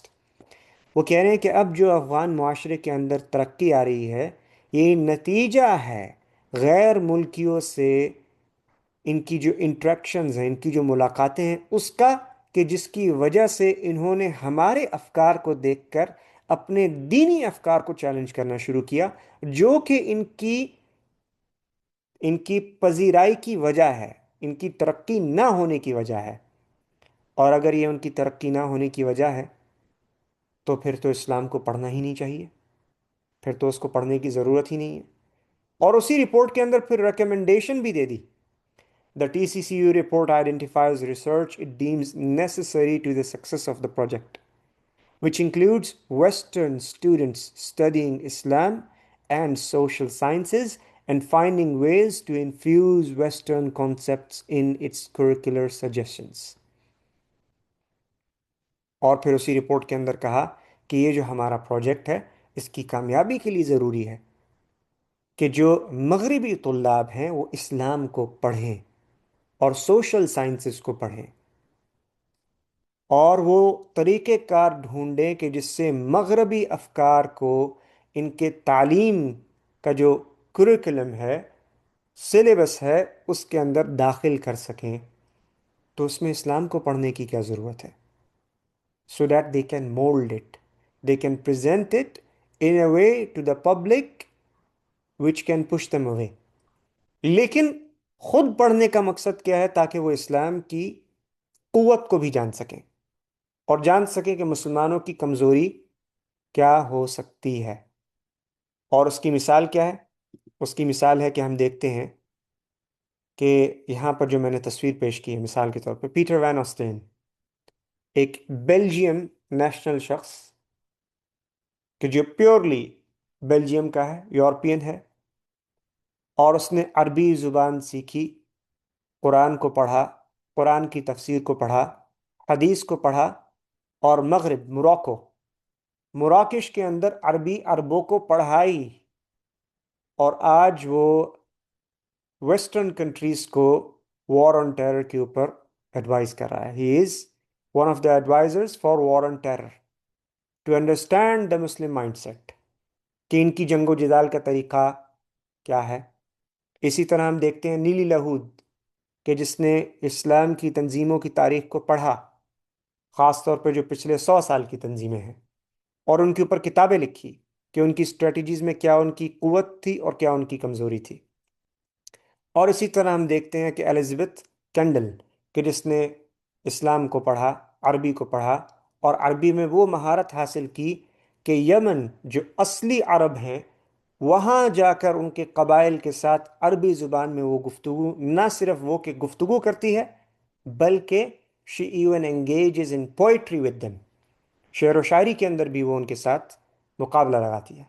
and she has established good relations with the Yemeni tribes and she is currently working for BBC جو UK کا ایک ادارہ ہے۔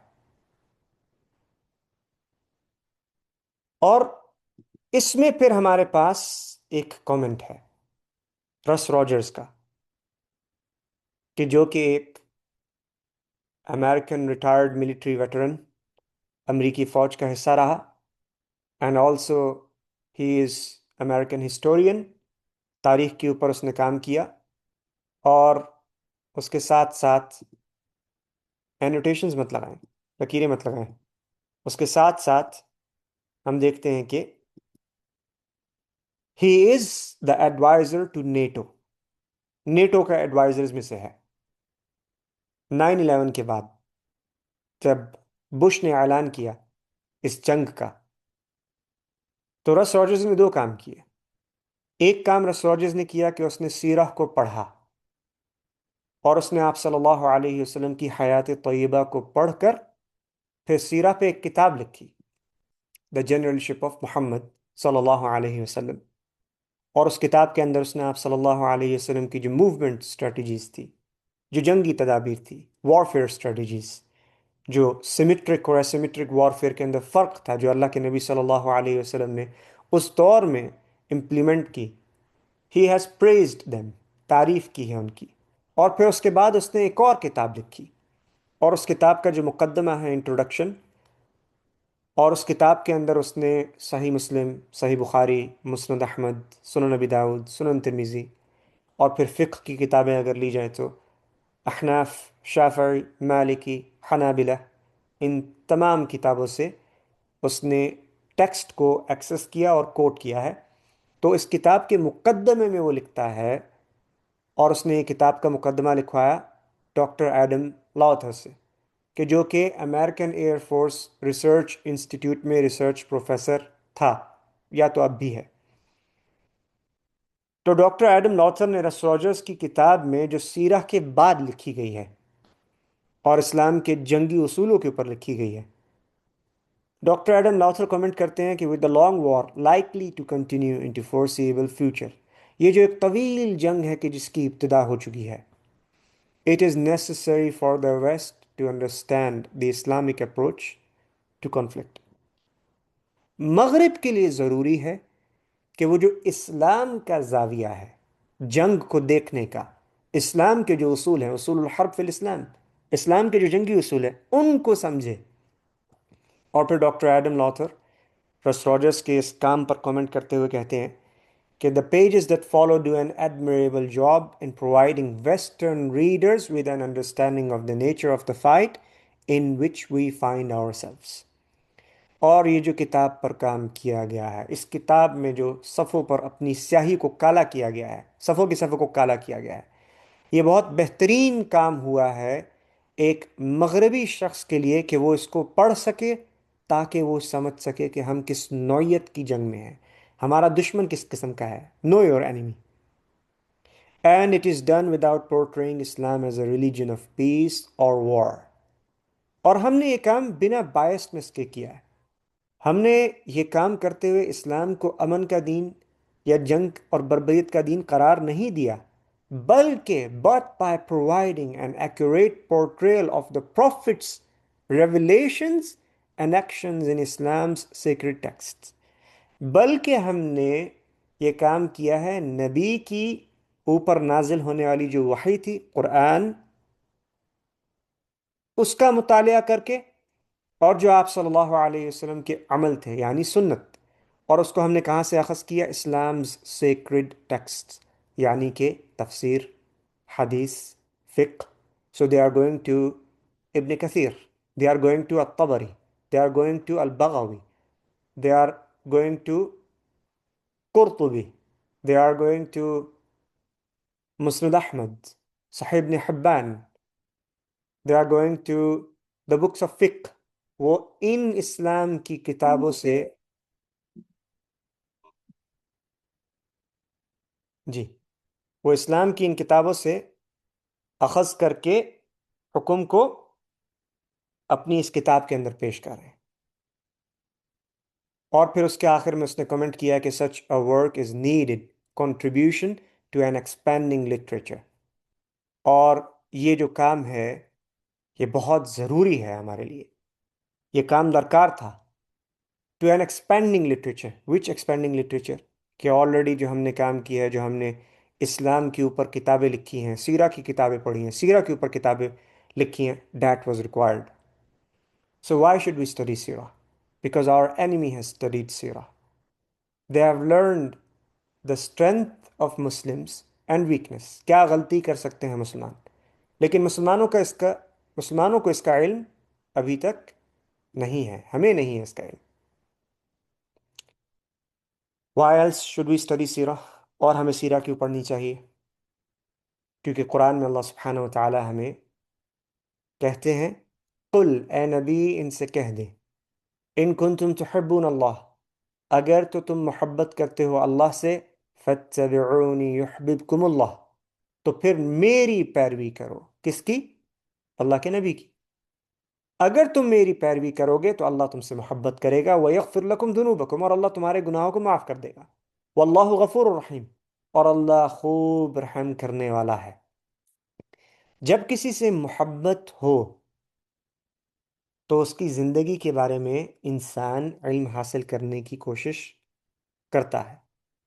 آج ہم دیکھتے ہیں کہ ہمارے نوجوانوں کے پاس دے نو کہ ٹام کروز کون ہے، یا شاہ رخ خان کون ہے، سلمان خان کون ہے، ان کو ان کے بارے میں زیادہ پتہ ہے، یا شان کون ہے پاکستانی اداکاروں کی اگر بات کریں، یا ٹی وی پر مشہور کوئی فٹ بال کا پلیئر یا کرکٹ کا پلیئر شاہین افریدی کون ہے، but they don't know about the life of رسول اللہ صلی اللہ علیہ وسلم۔ میری چند روز پہلے کسی سے بات ہوئی کہ جو عمرے پر آ رہے تھے، اور میں نے ان سے پوچھا کہ کیا آپ مدینہ جائیں گے، جبکہ آنے والا شخص مخلص ہے، محنت کر رہا ہے، اپنا مال لگا رہا ہے، پیسے نہیں ہیں اس کے باوجود بھی جو پیسے لگا سکتا ہے لگا کے عمرے کے لیے آ رہا ہے۔ تو میں نے پوچھا آپ مدینہ جائیں گے؟ تو انہوں نے کہا مدینہ کہاں پہ ہے؟ اب وہ عرب تھے تو مجھے لگا کہ مدینہ جو ہے وہ عربی زبان میں شہر کو کہتے ہیں، تو میں نے کلیریفائی کر دیا کہ مدینہ المنورہ، مدینہ الرسول، اللہ کے نبی کی شہر کی بات کر رہا ہوں۔ And then the question was وہ کہاں پہ ہے، it was still the same question, and سبحان اللہ آئی ریئلائزڈ کہ ان کو پتہ ہی نہیں ہے کہ اللہ کے نبی صلی اللہ علیہ وسلم نے کبھی ہجرت کی تھی اور مدینہ میں آپ صلی اللہ علیہ وسلم رہے۔ دے اونلی نو اباؤٹ مکہ، مکہ میں آپ صلی اللہ علیہ وسلم کی پیدائش ہوئی، آپ نے اسلام کا اعلان کیا، دیٹس آل دے نو، جبکہ عمرے کے لیے آ رہے ہیں، تو نیت میں تو کوئی کھوٹ نہیں ہے، بٹ دے ڈونٹ نو۔ تو جب کسی سے محبت کی جاتی ہے تو اس کے بارے میں علم بھی حاصل کیا جاتا ہے، اس کے بارے میں پڑھا جاتا ہے، اس کے بارے میں جانا جاتا ہے، باریکیوں کے ساتھ، with great detail. So that is why we should study سیرہ۔ یہ جو تمام وجوہات آپ کے سامنے اوپر بیان کی، this is why we should study سیرہ، سیرہ and مغازی۔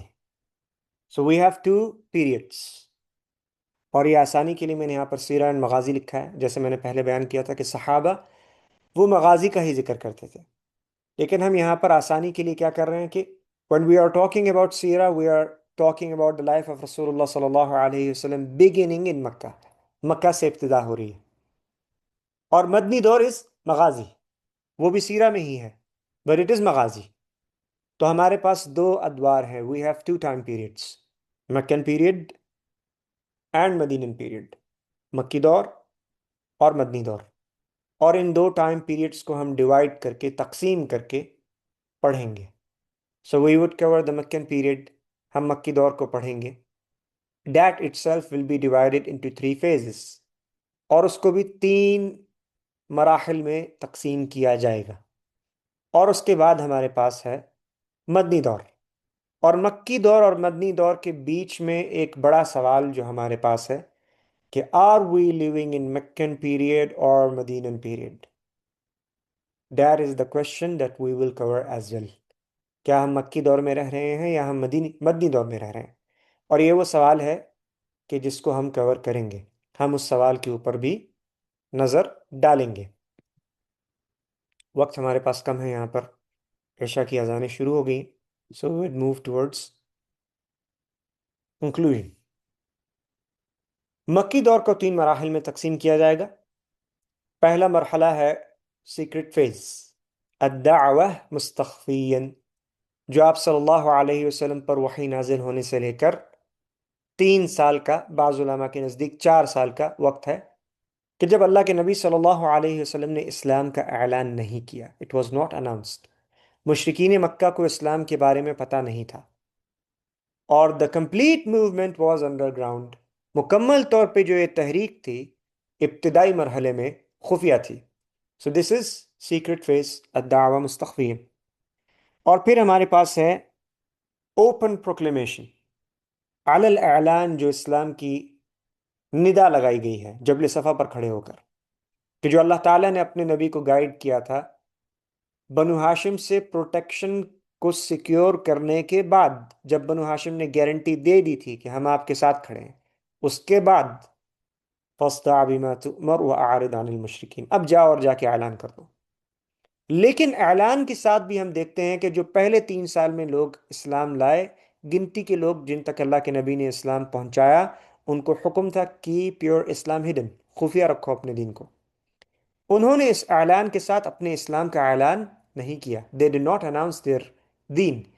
تو اسلام کھل کر مشرکین مکہ کے سامنے پیش کر دیا گیا، لیکن تنظیم کو خفیہ ہی رکھا ہے۔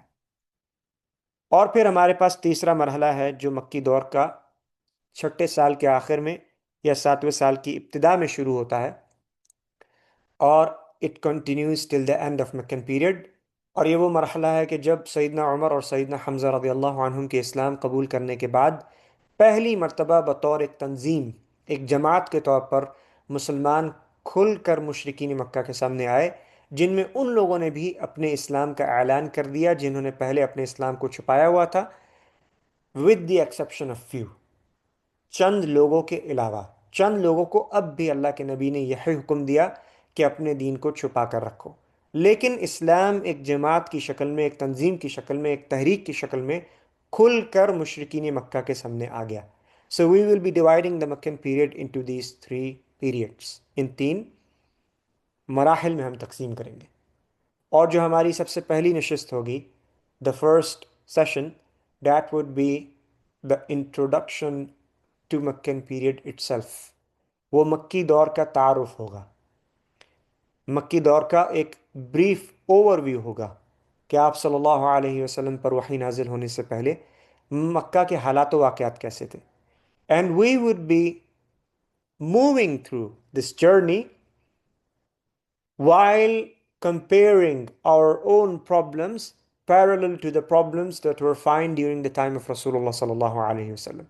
اس سفر میں ہم سیرہ میں جو مسائل آپ صلی اللہ علیہ وسلم کی حیات طیبہ میں دیکھیں گے، ہم ان کو اپنے دور کے معاملات، مشاکل، مسائل اور اس سے پہلا جو دور تھا، مثال کے طور پہ جو چنگیزیوں کا دور تھا، یا جو جنگ عظیم کا دور تھا، یا اس سے پہلے جو ادوار تھے، جو المرابطون کا دور تھا، the 1400 years، 1400 سال کے اندر جو امت جن مراحل سے گزری، انہوں نے جو مسائل دیکھے بشامل ہمارے مسائل، we will be comparing them with the problems that Rasulullah صلی اللہ علیہ وسلم faced and how he dealt with them، اور اللہ کے نبی نے ان کا حل کیا نکالا، ان کے ساتھ ان مسائل میں آپ صلی اللہ علیہ وسلم نے کیا اسٹریٹجیز، تدابیر امپلیمنٹ کی۔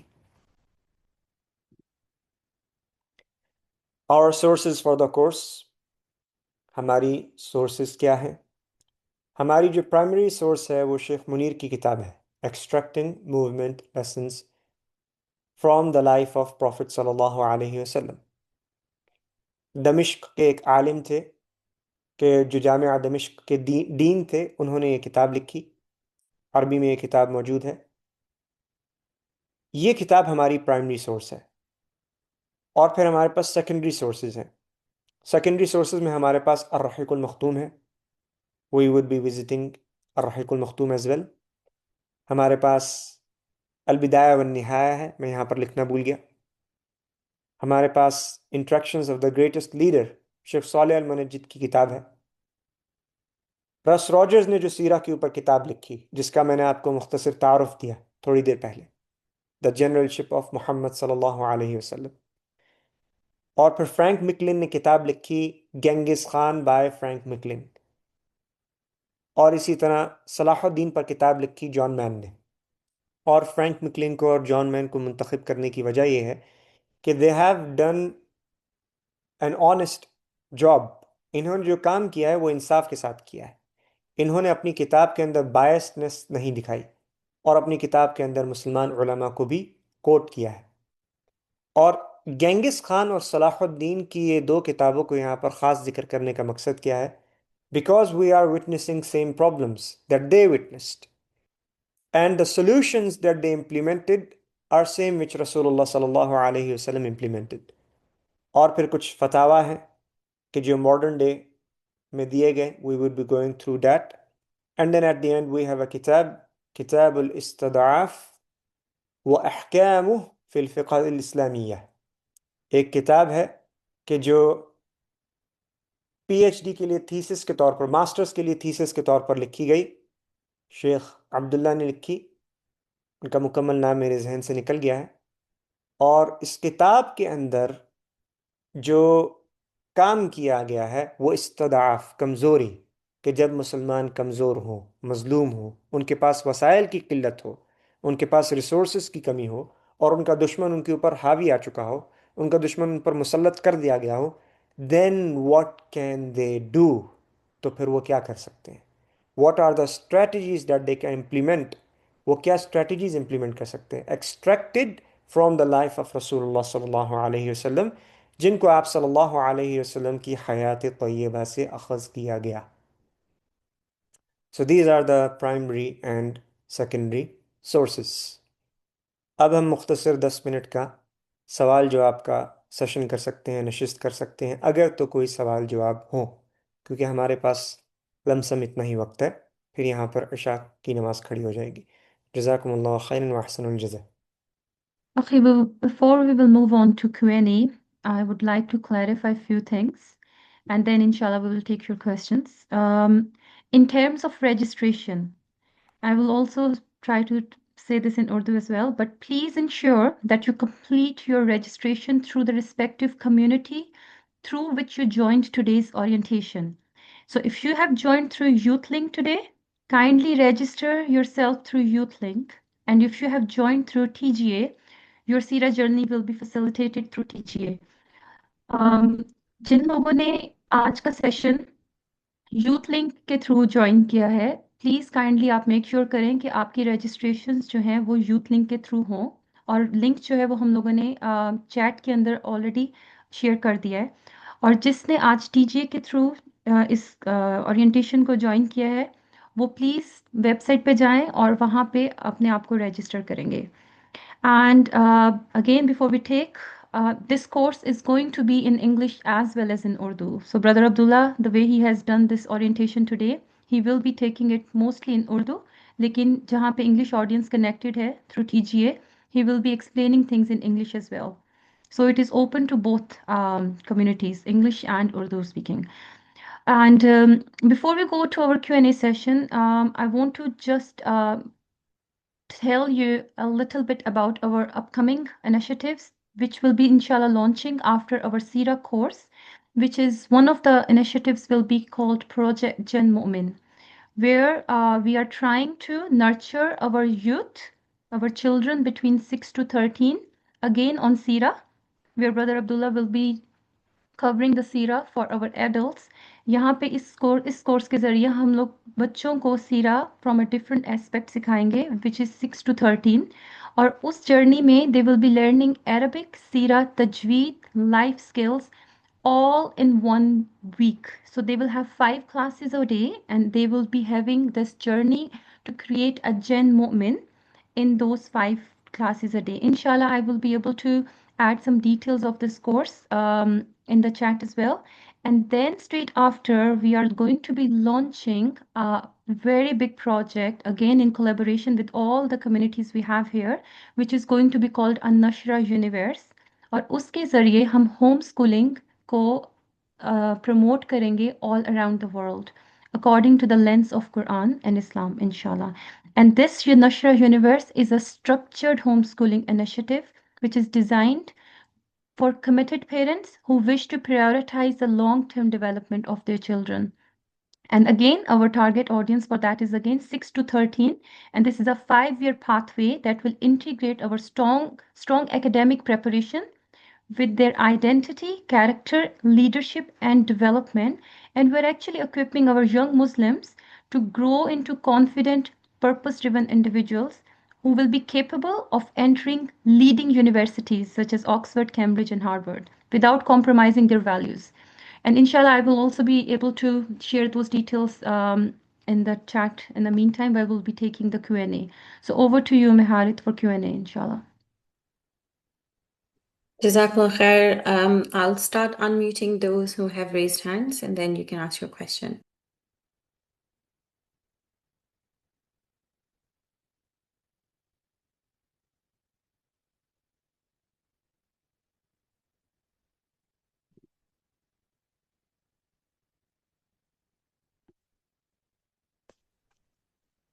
السلام علیکم ورحمۃ اللہ تعالیٰ. وعلیکم السلام ورحمۃ اللہ وبرکاتہ. جی میرا سوال یہ ہے کہ آپ نے جس طرح یہ کورس آؤٹ لائن دکھائی مجھے اور ہمیں پڑھایا ماشاءاللہ بہت اعلیٰ قسم کا آپ نے کنٹینٹ دکھایا ہے. میں سمجھتا ہوں کہ کوشچن میرا یہ ہے کہ پاکستان میں اس طرح کیوں نہیں پڑھایا جاتا؟ رسول اللہ صلی اللہ علیہ وسلم کی سیرت کو اس طرح کیوں پریزنٹ نہیں کیا جاتا؟ آخر کیا وجہ ہے؟ کیوں ہمارا جو ہے وہ سسٹم پیچھے ہے اس چیز میں؟ اور یہاں پر جو ہمارے یہاں خطبات ہوتے ہیں تو ان میں صرف واقعہ اور قصے بتاتے ہیں. حالانکہ یہ ایسی چیزیں تو نہیں بتاتے کہ رسول اللہ ایز اے کمانڈر یا ملٹری لیڈرشپ میں ان کا کیا رول تھا اس طرح کی. مطلب تو یہ کوشچن ہے میرا، اس طرح کی مطلب یہاں کیوں نہیں ہے سسٹم؟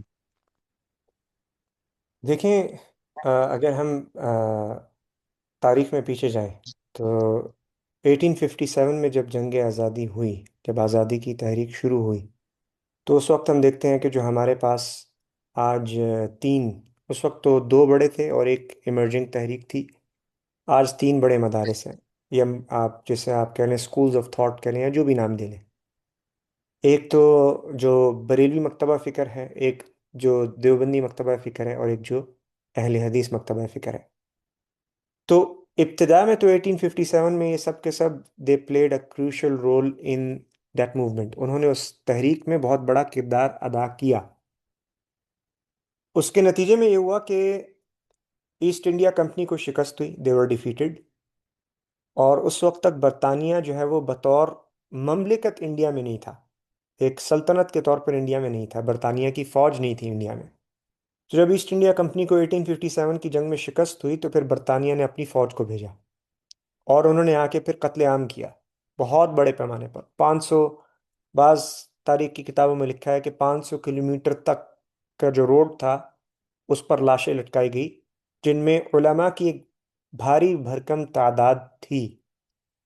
اس وقت پھر علماء نے اپنی اسٹریٹجی تبدیل کی اور انہوں نے کہا کہ this is too much of a cost, یہ بہت بڑی قیمت ہے ادا کرنے کے لیے، اور ہمیں اب اپنی اسٹریٹجی چینج کرنی پڑے گی.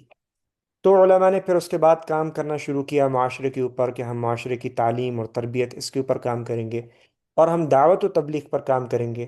ہم اپنے دشمن کے سامنے دین کو پیش کریں گے. جس طرح ہم دیکھتے ہیں کہ تاتاریوں کا جو فتنہ تھا اس میں مسلمان لڑے ہیں. دو طریقہ کار تھے، ایک طرف ترک تھے جو بدو قبیلے کی شکل میں خوارزمی سلطنت میں بسے ہوئے تھے، اور دے ڈینٹ وانٹ ٹو فائٹ، وہ لڑنا نہیں چاہتے تھے، لیکن ان کو مجبوراً لڑنا پڑا کیونکہ جنگ بار بار ان تک پہنچتی رہی. ترک تو قبائل تھے چھوٹے چھوٹے بکھرے ہوئے تتر بتر، تو جب بھی ان تک تاتاری پہنچے، چنگیزی منگولینز، تو ان کو لڑنا پڑا. And then eventually they kept on fighting, اور پھر وہ اکٹھے ہونے لگ گئے، and they kept on fighting for 150 years, اور انہوں نے اپنی ایک عثمانی سلطنت قائم کر لی. دوسری طرف ہم دیکھتے ہیں کہ علماء نے ایک اپروچ اختیار کی تھی جب انہوں نے دیکھا کہ سمرقند کو تباہ کر دیا، بخارا کو تباہ کر دیا، پوری خوارزمی سلطنت کو تباہ کر دیا. So they started engaging with the Tatars, انہوں نے تاتاریوں کے سامنے دین کو پیش کرنا شروع کر دیا، اور ان کی اسٹریٹجی یہ تھی کہ انہی میں سے کچھ لوگ اسلام لا کے ہماری اسٹرینتھ بنیں گے، جو کہ ہوا. چنگیز خان کی اولاد میں سے ہم آگے چل کر دیکھتے ہیں کہ انہی میں سے پھر آگے چل کر نکلے ہیں تعمیر لین، اور یہ جو مغل ہیں جن کو ہم جانتے ہیں کہ جنہوں نے حکومت کی ہے. جو مغل تھے وہ ترکوں کی اور تاتاریوں کا مکسچر تھا. تو یہی اپروچ پھر علماء نے اپنائی کہ ہم اب دعوت اور تبلیغ کا کام کریں گے. So they started focusing more on that aspect. اب مسئلہ کیا نکلا کہ وہ لوگ اس پر کام کرتے رہے کرتے رہے کرتے رہے، یہاں تک کہ پھر جب بر صغیر کو بانٹنے کی باری آئی تو اس وقت علماء میں ایک اختلاف تھا. بعض نے کہا کہ ہم دو قومی نظریے کے خلاف ہیں، we should not divide it. بعض نے کہا کہ we should divide it.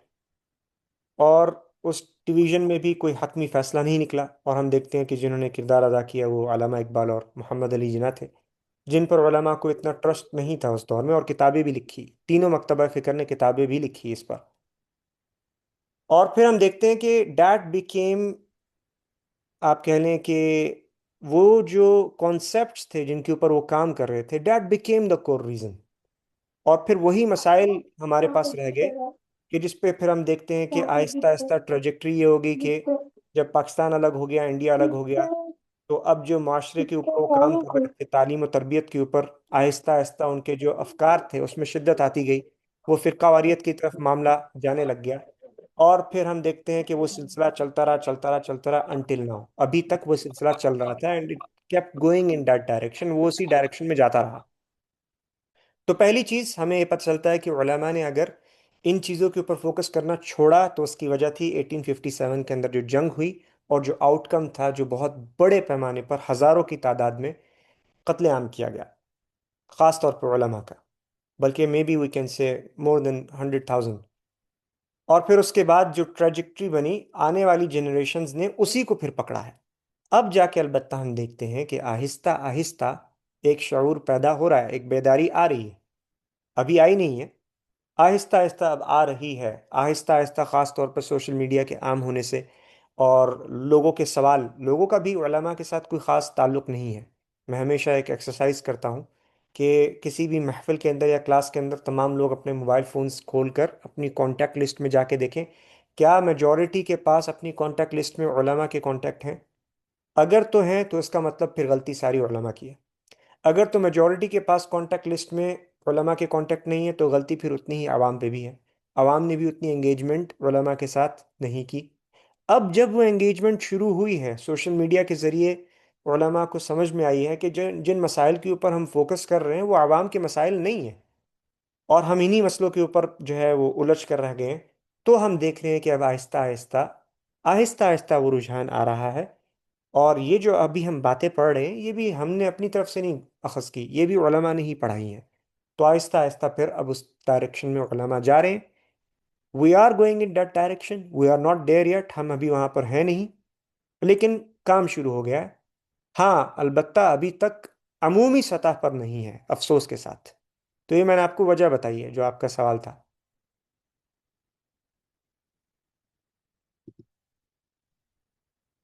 Mubin, can you please ask your question?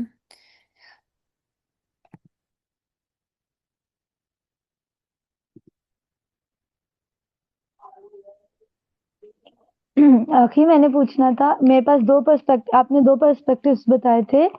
ایک تھا جو امام نووی کا تھا جس میں نماز اور نماز سے ریلیٹڈ مسائل تھے، تو دوسرا پرسپیکٹیو جس کا جو اور تھا وہ کس کا تھا؟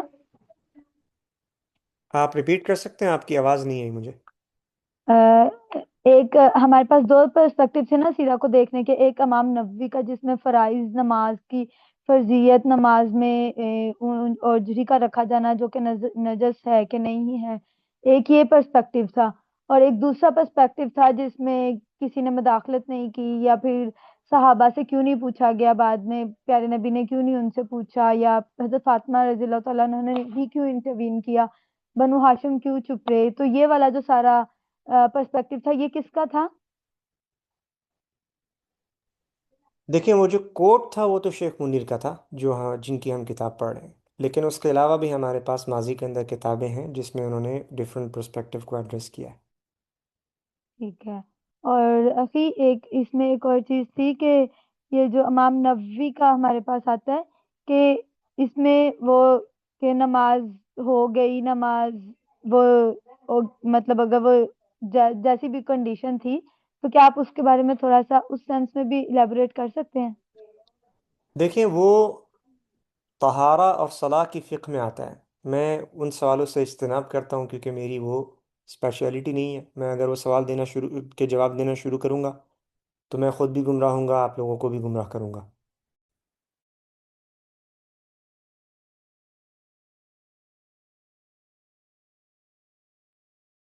Irfan, but can you please ask your question? Yes, first of all, thank you very much. I just have two questions. That the course is about 10 months and depends on the 5 modules. What are the distributions of the classes? It's how much months per week? The first module and the second modules. It's the 7 to 1. First is this question. The distribution of the classes or modules.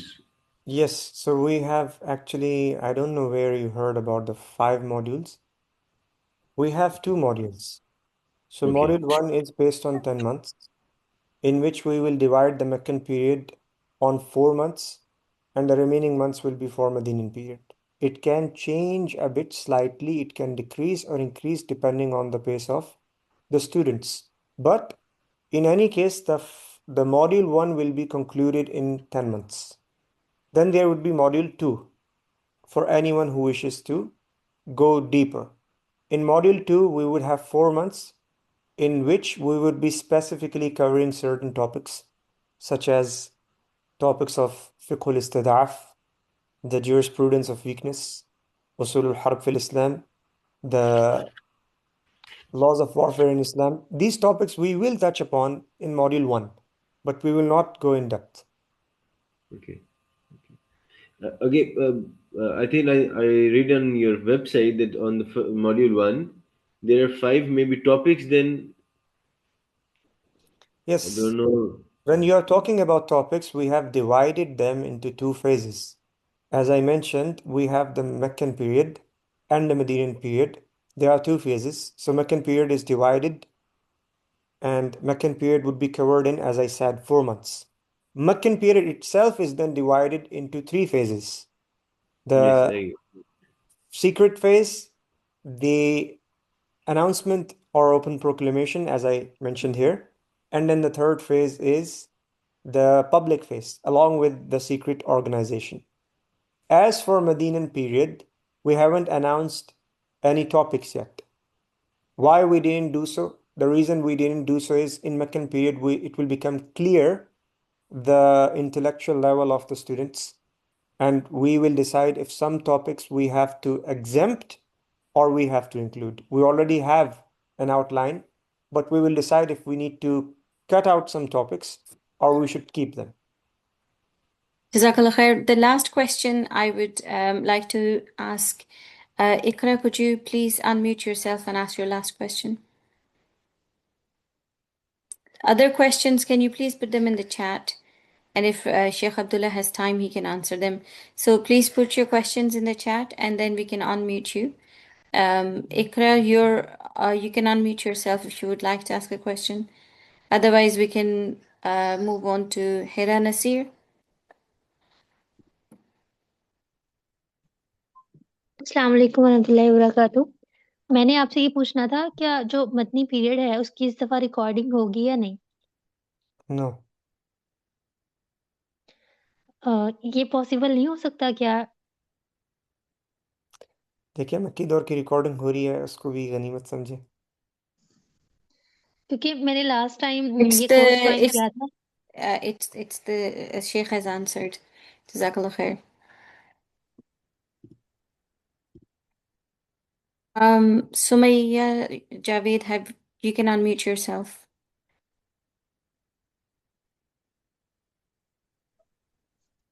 Assalamu alaikum. I have to ask the question that what is the best institution of Islamic institution for Islamic studies in Pakistan? देखिए, मैं ये नहीं कहूँगा कि we have a best institute. We have different institutes. आपके पास कराची के अंदर जामिया बिनोरिया है, आपके पास जामिया सलफिया है, आपके पास डिफरेंट इंस्टीट्यूट्स हैं। तो मैं ये नहीं कह सकता आपको कि दे आर बेस्ट। आपको ये बता सकता हूँ what is the best method of seeking knowledge. I would say that the best method of seeking knowledge, अगर किसी ने आलिम बनना है या आलिमा बनना है, तो जैसे कि मसलन शेख शोएब बानी ने किया। शेख शोएब बानी ने अपनी इब्तदाई तालीम जो है वो, जहाँ तक मैंने उनको सुना है और पढ़ा है, कि उन्होंने अपनी इब्तदाई तालीम कश्मीर में हासिल की, वहाँ वो पैदा हुए थे। बाद में फिर वो चले गए जामिया मदीना मुनव्वरा, वहाँ उन्होंने पढ़ा। Then he went to Jamia अल अज़हर, वहाँ उन्होंने पढ़ा। तो अगर आप देखें, जामिया अल अज़हर और जामिया मदीना मुनव्वरा दोनों जो हैं ऑपोजिट एंड ऑफ स्पेक्ट्रम पर हैं, they are opposing to each other, लेकिन उन्होंने दोनों का पर्सपेक्टिव पढ़ा, समझा, सीखा। और इसी तरह हाल ही में मेरे ख्याल से वो तुर्की में बेस्ड है, वहाँ पर वो जो अहले शाम के उलमा हैं उनके साथ भी इंटरेक्ट करते हैं। तो इसका फ़ायदा ये होता है कि when you have the exposure of different schools of thoughts, तो फिर आप देखेंगे कि काफ़ी हद तक जो एक्सट्रीमिज़म है, शिद्दत है, सख्ती है, वो कम हो जाती है और काफ़ी हद तक लीनियंसी आ जाती है।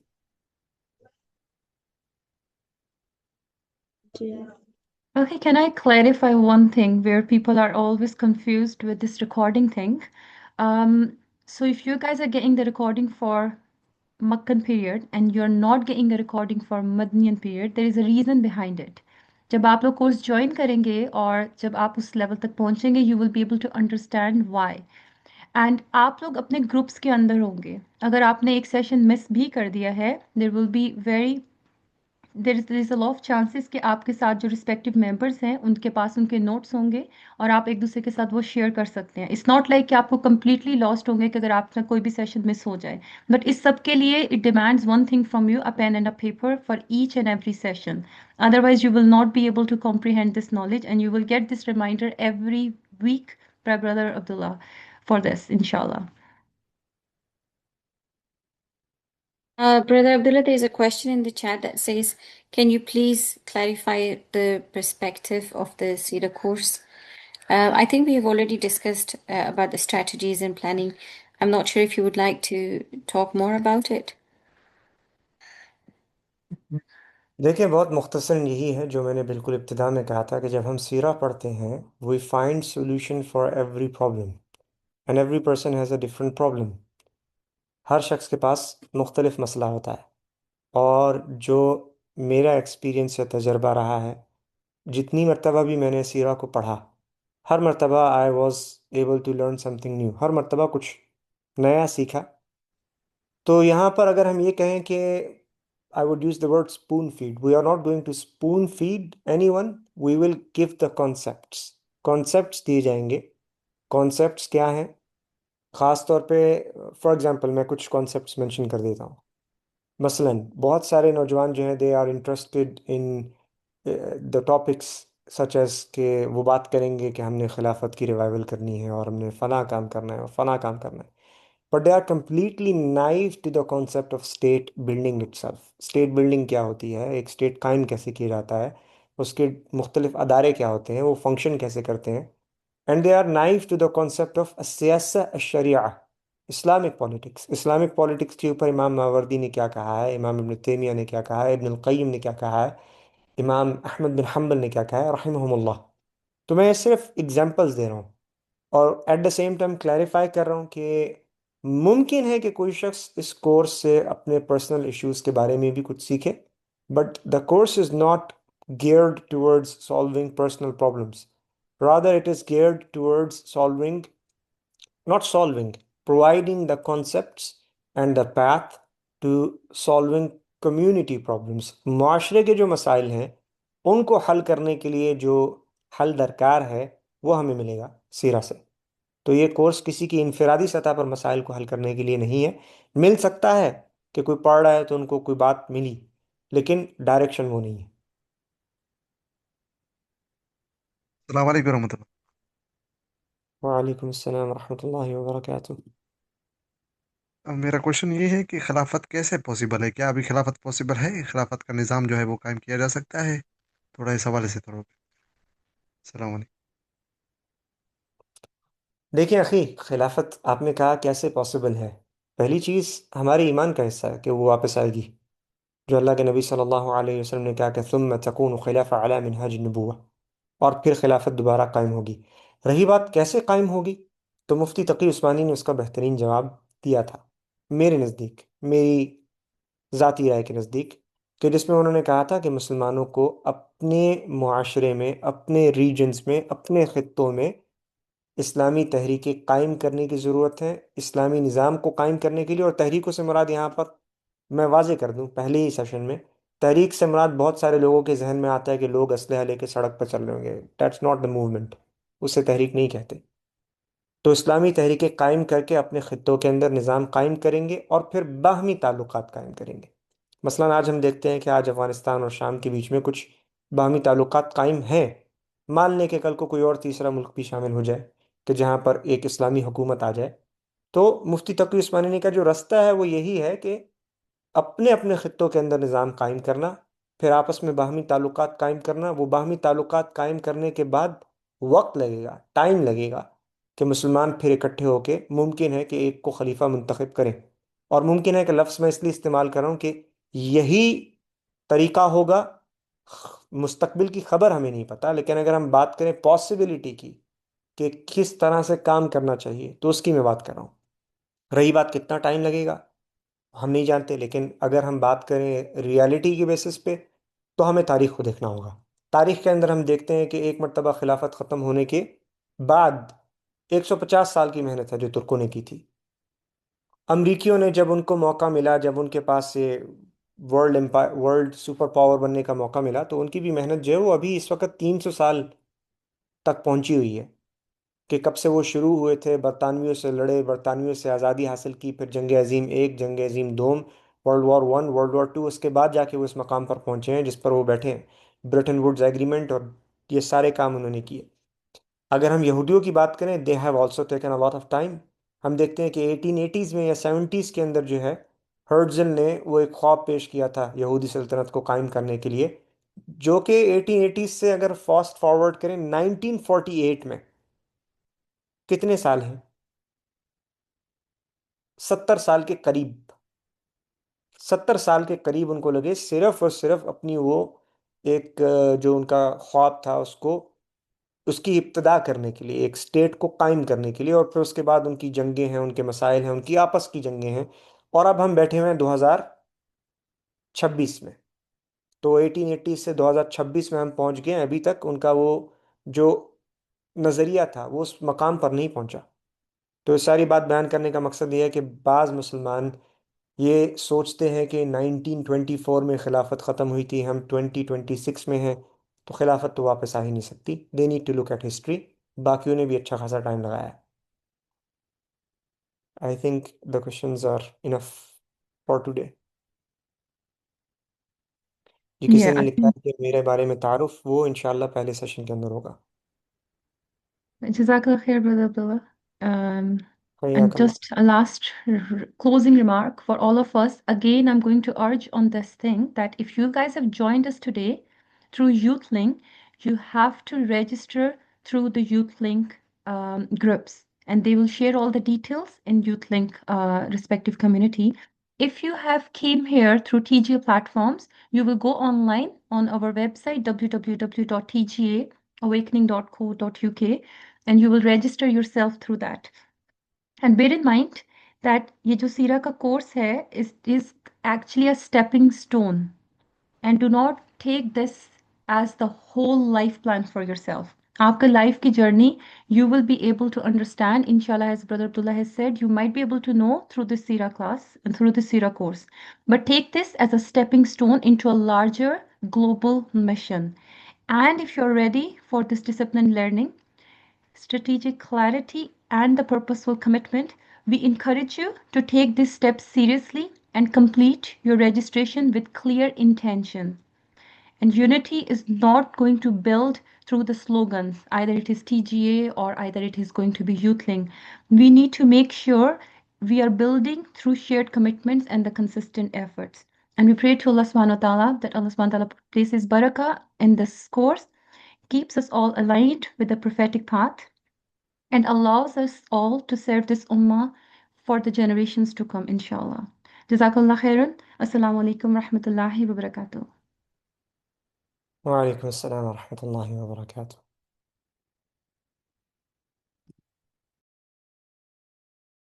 Brother Abdullah, would you say a few words of dua at the end, please? Jazakallah khair.